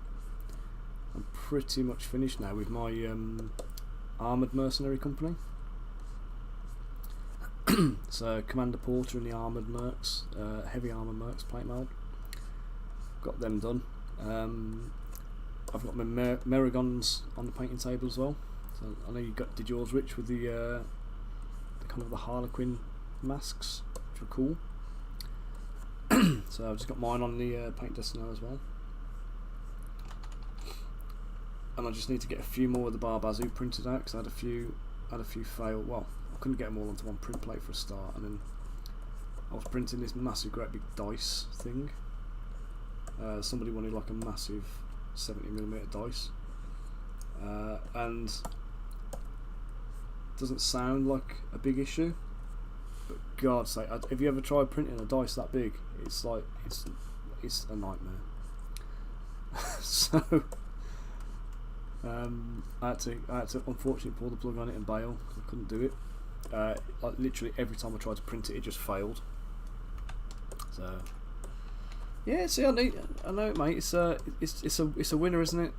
You know, a nice, you know, something to help sell them and give people a reason to use them in the game. Write them in as NPCs, let you pick a, you know, go off hunting, what's his name, Grendel or something like that, you know, one of those kind of, base it on mythology, on Norse mythology.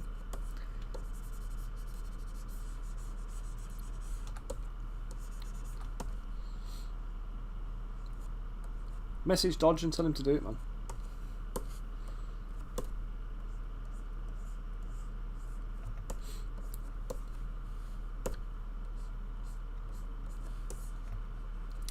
Right, now the underside of this, what I'm going to do, I'm just going to thicken it up a touch because I've got a feeling there's going to be a huge overhang on it.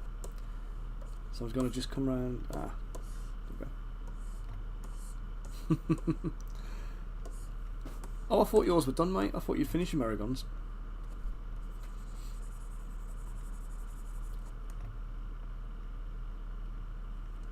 Oh, you gone back to revisit the arms, have you?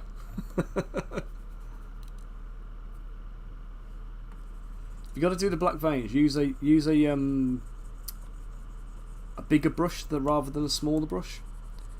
What I found was I ended up when I painted my Merigons, I did a similar kind of thing, and I'll have to put some pictures of them up later once I've actually finished them. But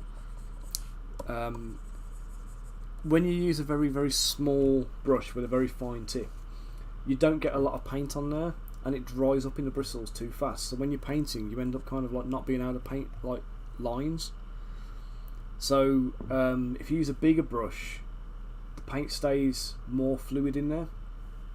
And the other thing I found as well, if you take a little bit of like contrast black Templar and mix it with just plain black paint, so you're thinning your paint down to a more liquid consistency, but without diluting the pigment, and you get a really nice kind of like black line thing going on. So give that a go, see how you get on with it.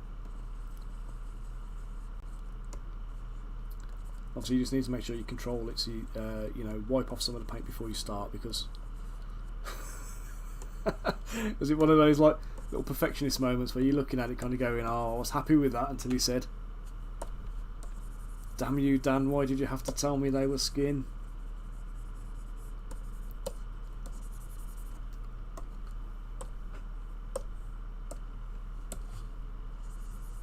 So just for those of you who don't know what I'm talking about, the Merigons I sculpted. If you have a look on my online store, you'll find them in there.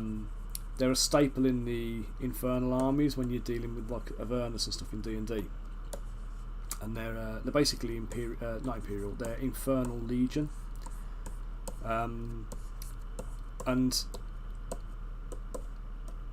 Rich asked me about the arm on them, and basically when I was reading about them, so when I design a character, when I design a model, I try not to use the source art too much. I try and like read the descriptions of the characters and work off that.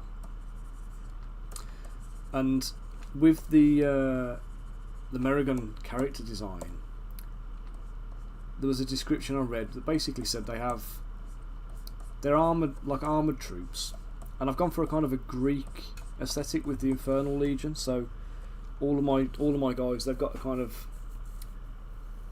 I don't know, like shoulder pads and bits of armour and stuff that you would kind of find on like a Greek soldier.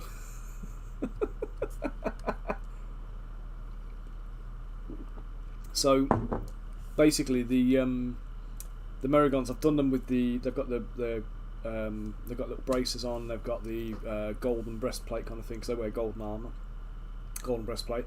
They've got this creepy baby mask, because that's what they're supposed to have, and I hate it, it creeps me out. The creepy baby mask, it's gold as well. And then they have I've given them like the Greek skirt with the tassels on it and the leather straps and things.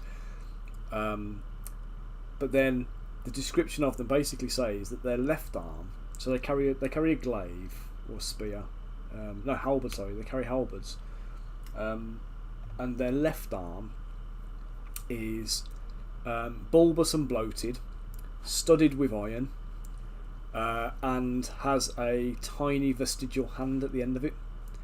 So basically you've got this big bloated fat oversized arm with this like tiny little diddy hand. Rich says, like, what's the deal with why have they got such like tiny little gammy hands on the one hand?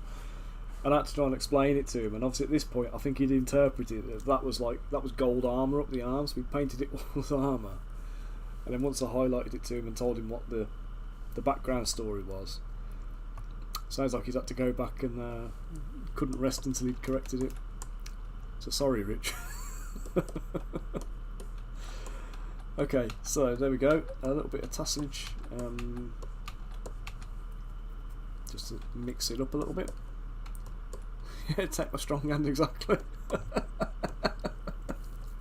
you remember Jeremy Beadle? I don't know if you'd all know Jeremy Beadle. He was a if you don't know him, he was a comedian who used to host TV shows like it was called Beatles About, but it was like, I suppose it was like Candid Camera and stuff like that you had over in America. It was like a camera type show where he'd go up and like play pranks on people, and it was all recorded. A bit like Dom Jolly before Dom Jolly. So, oh phew, thanks, Rich. I'm glad you're happier with them now that they're as intended. But yeah, so like Jeremy Beadle, and whenever he was there, he had one kind of like undersized hand, and you didn't always notice it, but obviously once you'd seen it, you couldn't unsee it. And he'd always stand there with his hands together like this, and like hiding one of them. But then every so often you'd see it, and he'd be just sticking out the end of a sleeve, and you just see these tiny little fingers and stuff. It just reminds me a little bit of like, you know, when Deadpool gets his legs blown off and they grow back. He's got like little baby legs and stuff. Is that?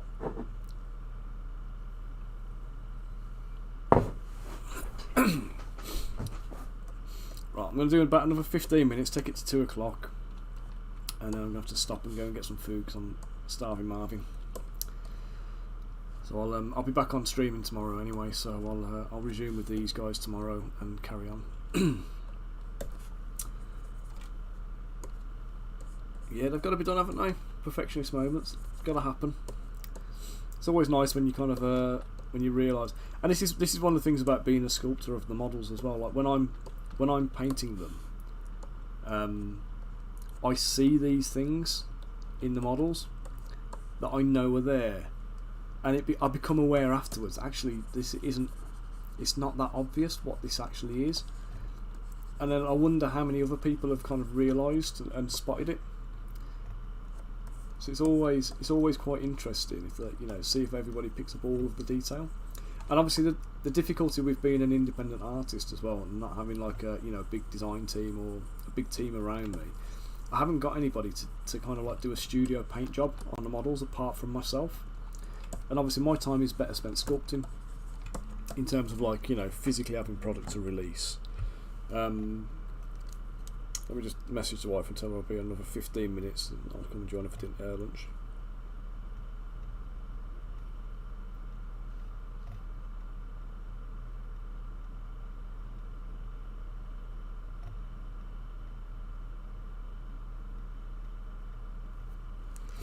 So yeah, what was I saying? Yeah, so like if you look at Games Workshop, the models get produced and then they get sent off to the heavy metal team who paint them all up and do a nice studio paint job and everything else. So that when you get that model, you've got a paint scheme, a colour scheme that you can refer back to and look at and kind of go, right, I'm going to copy the paint scheme, or actually I'm going to disregard that and I'm going to do my own thing. But you've still got like a painted version of it which highlights all of the detail. And that's kind of where I'm aiming to get to at some point, which is why I'm trying to paint my way through everything I've got in my collection. So I've got tons and tons of stuff. So when the new website goes up, there'll be a whole gallery on there with all the painted models. And then when I do trade shows like Chilcon and UK Games Expo, and like maybe next year I might be doing Essen as well.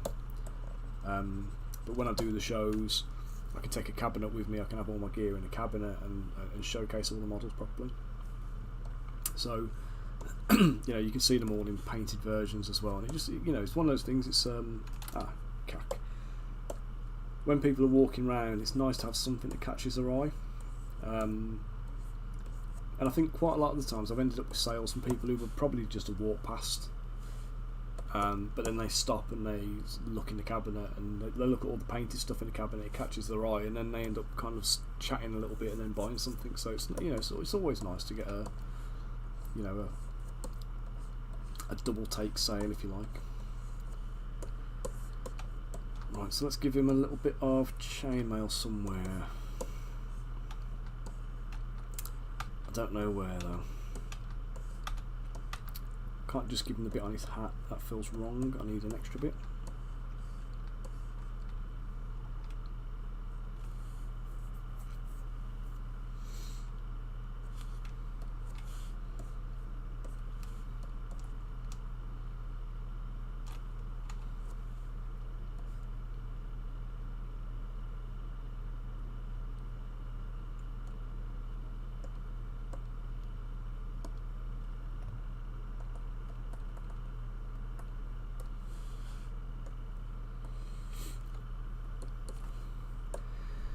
was going to take the head. I'm going to turn the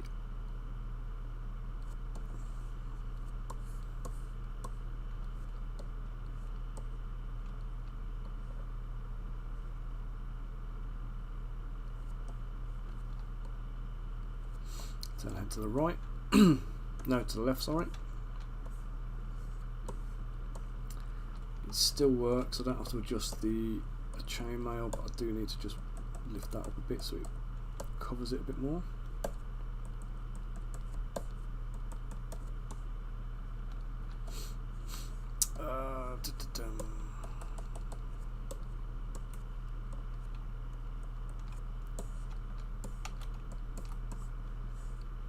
So yes, like I say, I want to get all the models painted as best I can, so I can get them in the cabinet, get them all photographs and put up on a website. But that means then that you've got a reference for painting.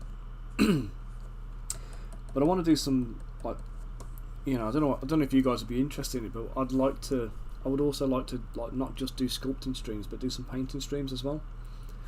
So I'll print off a model from like the recent collection. Give you a heads up that it's coming, give you a link to the files, you can maybe get it on a discount or whatever, and then I'll pick a colour palette that I'm going to work with. I'll post up my my colours, and then you can come and join me if you want, and we'll do like a paint along session.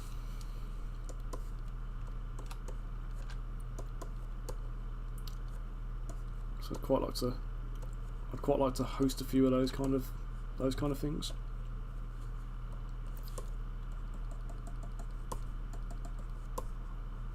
I'll show you some of the techniques I use for painting that I've learnt over the years and practiced and whatnot.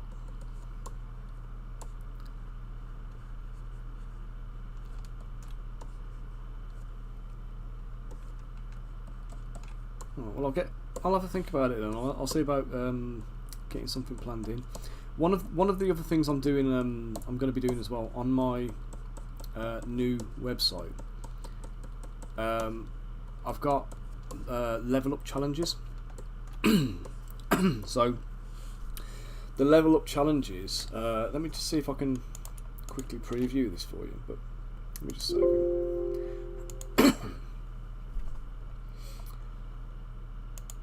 In fact, I can give you a preview of my new website.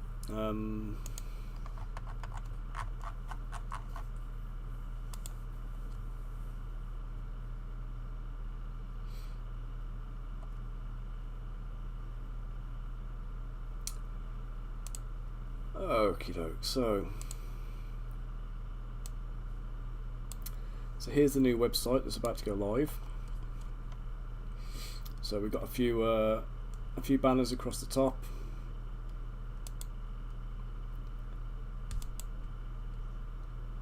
We got this one, the level up your hobby. So the level up. There you go. So all patrons are going to be getting 50% discount off everything STL wise in this store, and 30% off resin miniatures as a standard. So that's what we've got on the site as a default Black Friday deal when you first log in. But beyond Black Friday that offer is going to be year round for Patreon subscribers. So if you're thinking about buying anything at all, the Patreon's about £8. So if you're thinking of spending at least a tenner on the website, you might as well sign up on the Patreon and get your discounts. So we've got the collections here, so you can come on here, you can buy the resin model, see all the collection of STL files, or you can see the collection of resin miniatures there. A little bit of bump about my pre-supports and how amazing they are. We've got update blog, so you'll be able to see the new stuff that is coming out, some new releases. I'm a bit behind on these because the site's not been live, so it's been pointless updating it. But I will be putting all of the new stuff on there, so there's a little bit of blurb about the different files, the different models. But here you can see the Brigands, the armoured mercenaries, which are the ones I'm painting at the moment, and the crossbow mercenaries. which reminds me, actually, I need to do some crossbow wielding Merigons at some point. Cheers, Rich. Appreciate that, mate. And then we've got level up challenges. So we've got hobby tips. So because I became aware that a lot of people in the industry who were involved in 3D printing didn't really have that same hobby background. So where I would just grab a plain old base, dunk it in some sand and gravel and paint it all up and everything else, people seem to think you just needed 3D printed bases all the time, and it just adds a lot of mass and mess to the printing process. So this is just an article that talks you through just basing a model quite simply using like sand, sand and cat litter, I think it is actually. I've got. You can get like basing mix and stuff like that, which it's the same kind of stuff. And then preparing a resin a resin 3D print for painting. So that's just about removing supports and making sure you kind of you're looking out for the nodules and things. And that's more aimed at people who are new to 3D prints. So obviously you're going to be buying resin models from the site, but although I'll be cleaning them all up and providing them completely ready to paint, there may still be like occasional little supports left over. But if you're used to looking for mould lines and things like that, you might miss them. So it's more a case of letting them know what to find. But the level up challenges here, the aim with this is basically, it's like my challenge here is batch painting to a tabletop standard. So this was paint 5 models as fast as I can to a clean and tabletop level, and I did it without using any ink washes or contrast paint. So this was literally just layering. There's nothing else in there. It's just pure layering. So what do you need? There's some STL files here, so there'll be a link to the STL the product here, so you can come and get it. There'll be a discount code in this article, so you'll be able to kind of pick them up cheaper as well. You'll be able to buy them. Link to buy here. I just need to change it. It's only games at the moment, but it'll direct back to this site, so you'll be able to pick them up. I've gone through the paints I'm using. So I'm using a 2-layer system at the moment on this one, and basically it's just talking through what I'm doing, what paints I'm using for different parts, the equipment I'm using for anything, how to prepare the models, and then just step by step showing you what I did, and the intention being that I'm doing this, I'm showing you how I do it, and I'm inviting you to come and join me. So there'll be a section on the Discord channel for the different challenges. So there'll be for this one, for example, this is level up challenge 1, batch painting. So on the Discord channel there will be a level up challenge 1 batch painting like channel, so you'll be able to post into there and say here's my effort, this is what I batch painted, ta-da. And you can either follow my tutorial, if you don't know what you're doing, you've got no clue about it, you can follow my guide to the letter, and hopefully it shows you what you need to do. Otherwise, you can crack on and do whatever colour scheme you want or any method you want, but the point is that we're doing it as you're painting everything on each model. So we do 5 models, all the armour, all the cloth, get all of your base colours in so you've got a visual on it, and then pop all your highlight layer on. Now I'm going to do another one, which I'm going to then take these another step up. So we'll do I'll do some extra shading on them, so I'm going to glaze in some shadows to kind of enrichen the armour and deepen the kind of the colour of the cloth. So with that one then I can kind of like show you a new technique. So the new technique will be, like I say, glazing. So we'll glaze them up and we'll take them up a level to a little bit high tabletop standard. And then obviously with that thing there, we've learnt about layering, we've learnt about glazing. So there's if you're new to it, you've got a little bit of something to do, something to follow. But what I want to do is I want to do this as a video as well. So I want to paint these as a video so you can see the different techniques and everything in there, and we'll have that in there supplementing it. So that's the plan anyway. So we'll keep doing these level up challenges. And what I want to do is if you complete level up challenge 1, I've got to try and find a good mechanism for it, but if you purchase the files for level up challenge 1, and you complete level up challenge 1, whatever models I provide for level up challenge 2, I'm going to give them free of charge once you've submitted your challenge entry. So by completing the challenge, and doing what I've asked you to do, and what the challenge I've set, you're going to be earning rewards. So hopefully that appeals to people and kind of like gets people engaged and wanted to join in the chat, in with the tasks. And then we can do like giveaways as well, and prize giveaways for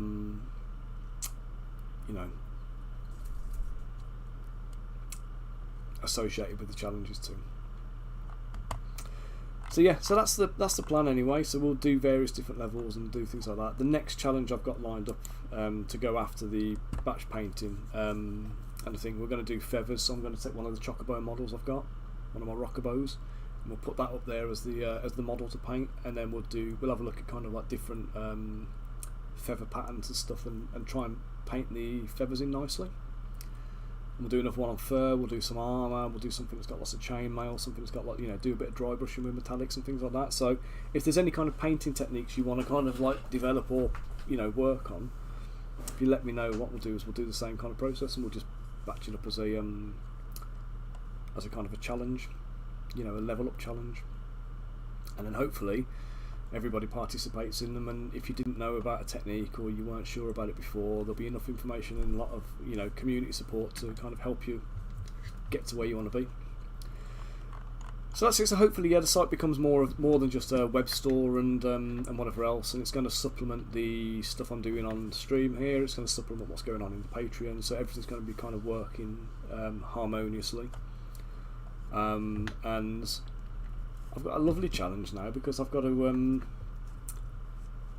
get my beautiful wife, who has been slaving away to get the web store ready. So all these products that are in here, she has put them all there. She's loaded all of this for me.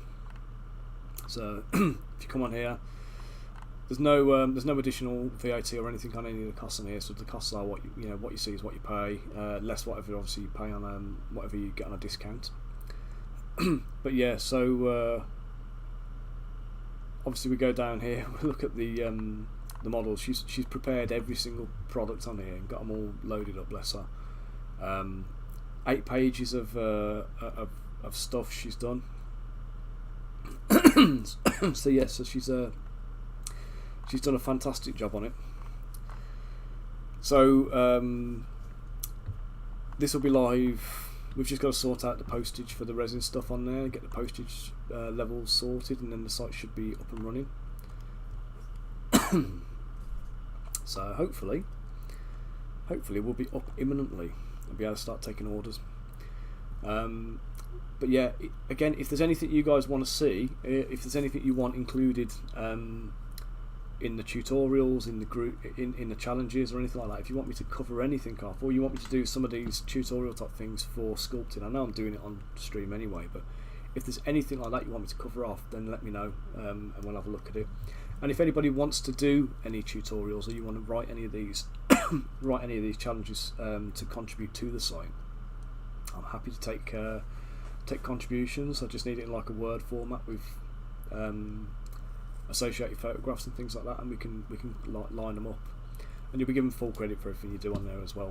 We'll make sure we link back to any websites or blogs or anything you've got, and throw you a bone for doing them. So if you want a set of minis for it, or if you want me to provide you with a set of models to do a tutorial on, then hit me up, give us a shout, and we can have a little chat about it. So yeah, so that's just something I just wanted to show you all anyway. So and again, it could be hobby tips, or it could be the level up challenges and stuff, and we'll get working on them. So I'm going to call him done for the moment. I am going to come back and jump on this afternoon to carry on some more sculpting after I've had my lunch. So I will finish this guy off and start work on the next one. I'll be back on with the stream again tomorrow morning at 10 o'clock, same time again. And excuse me, on on tomorrow's stream, I'm literally just going to carry on with these guys again. So we'll go on with some more Saracen troops. We'll take them up to a count of 5. And assuming I get to the end of the 5 there, the next thing to do is either bandits, like brigands, or potentially I could do some like goblins or something like that. So if unless anybody else has got a request or you want to see me do something in particular. So this week I just need to like knuckle down and focus on getting stuff done for this month's Patreon. So we've got some models ready to go and release and drop out for all these all the people who are kind of supporting me every month. So yeah, so there'll be a set of these guys as a minimum, plus some extra stuff. So I might revisit some of the old hero models that I did in the first Kickstarter wave, and just reinforce the sculpts and rework them a touch. And then yeah, we'll just have to see what comes of it from there, and what you guys come up with as requests. So ping it into the Discord channel. Go on to the oh, good man. Yeah, go into the Discord channel. There's a channel in there, or section in there, that I'll show you. So we have, oh no, that's the wrong thing to bring down. That's the Streamlabs. So if I show you here, we've got the Discord server, the Lion Tower Adventurers Guild, and we've got where is it now? Requests and suggestions. So if you come into the requests and suggestions page, this is where you can post in requests for anything you've got. So if there's anything you really want to see, then drop it into here, and I'll have a little look for you. Now goblin wise, don't know if I've still got the render of it, but let me just have a quick check before I duck off. I said duck, by the way.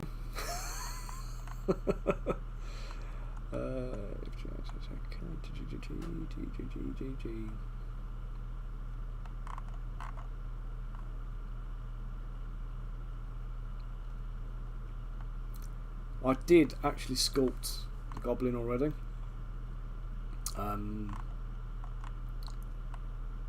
So if you want to see this guy, let me just in fact, do you know what, let me just, I'll save this, haven't I? Let me just open it. I'll show you the goblins and see if you fancy some more goblins, or if you want some bandits. So the goblin I've done as a base model. I actually did a while back, and I was going to release a whole set of goblins, like a big set of goblins. And then somebody told me that in the month I was planning on doing it, there was actually about 4 other patrons and 2 Kickstarters that were just goblins. So it was like, do I want to add to the noise, or do I want to do something different? So I decided to do something different. So I parked the goblins and I did something completely different. And I can't even remember what it was in the end. Do you know what? That's not the best way of finding it. I can find it quicker on here.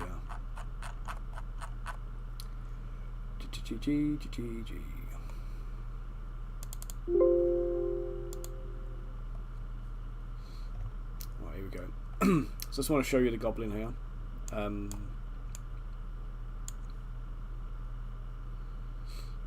So there we go. This is my my base goblin. So this is what you're going to get from me as a goblin. Haven't posed him yet, so he's still in that same what's the word? The same kind of unposed version. And we've got a load of heads and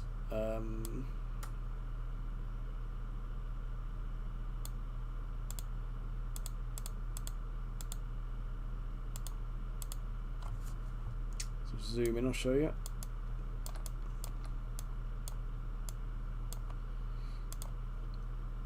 we've got a whole bunch of different heads. No teeth yet, but lots of heads. So I didn't want to go down the route of the kind of the Pathfinder goblins or the kind of the typical GW goblins. I want these to be proper horrible little shits. You know, like they'll like proper nasty little goblins. You know what I mean? And then weapon wise, what did I do? So we've got. Oh, let me just put his face back on. So we got one sword. We got a second sword, and then we got a spear.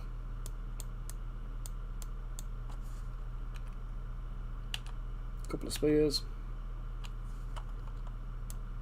Another sword. Bow and arrow. So yeah, the plan would be with these guys, I want to do like a collection of them. So there'll be don't know, half a dozen swordsmen, half a dozen spearmen, half a dozen archers, or whatever else, and we'll have a nice little kind of goblin collective. What I don't know actually, I don't know if I should do that as like a little Kickstarter project. Throw a couple of bugbears, hobgoblins in there, and make it as a mini Kickstarter. So what do you guys think? What would be better? Release them all in one big chunk, or drip feed them out through the monthly releases?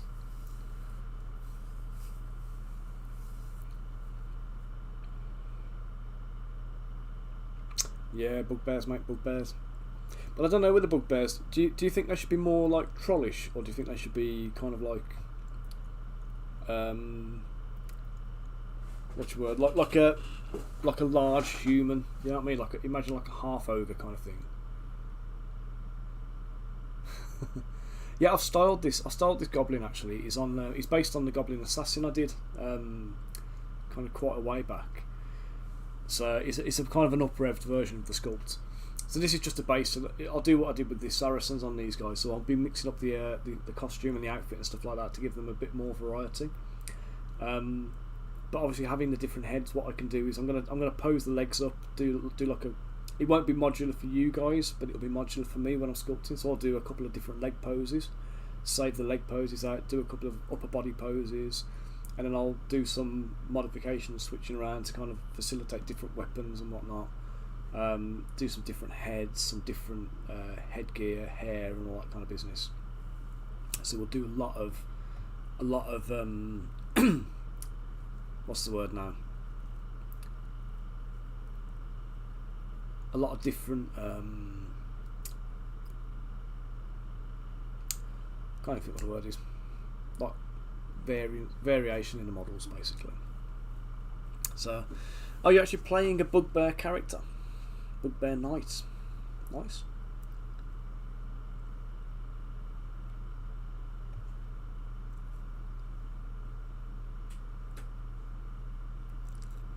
Savage hobgoblins and more human ogre bugbears. Yeah, so I always think of bugbears as being like quite big, quite physically big, and kind of muscular, but not.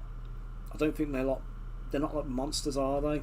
They're supposed to be quite intelligent, and they're supposed to like lead goblins, so they've got to have they've got to have a bit of intelligence about them. If we make them too monstrous, they're not going to kind of like really work. And the other thing I want to ask is, what do you guys think about goblin females? Do we or don't we? Because they ain't going to be pretty pin-up things. They're going to be like horrible little grotesque buggers like this one. But do you think I should bother with doing them, or do you think goblins is goblins?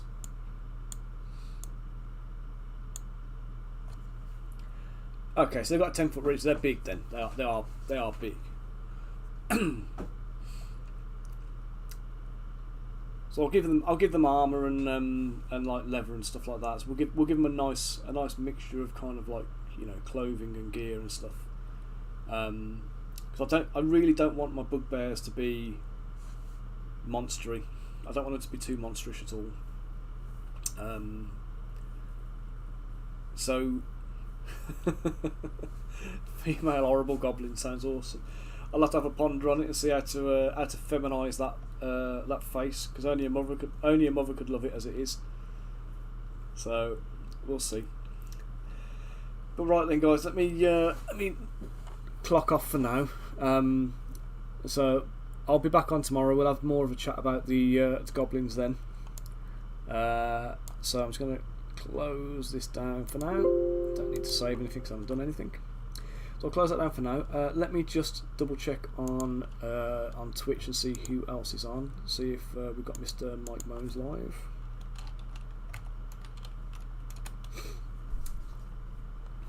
So if you, yeah, Mike's on.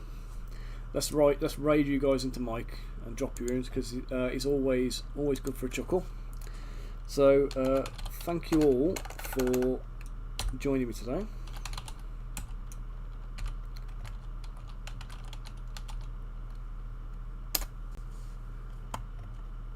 Oh yeah, good shout actually.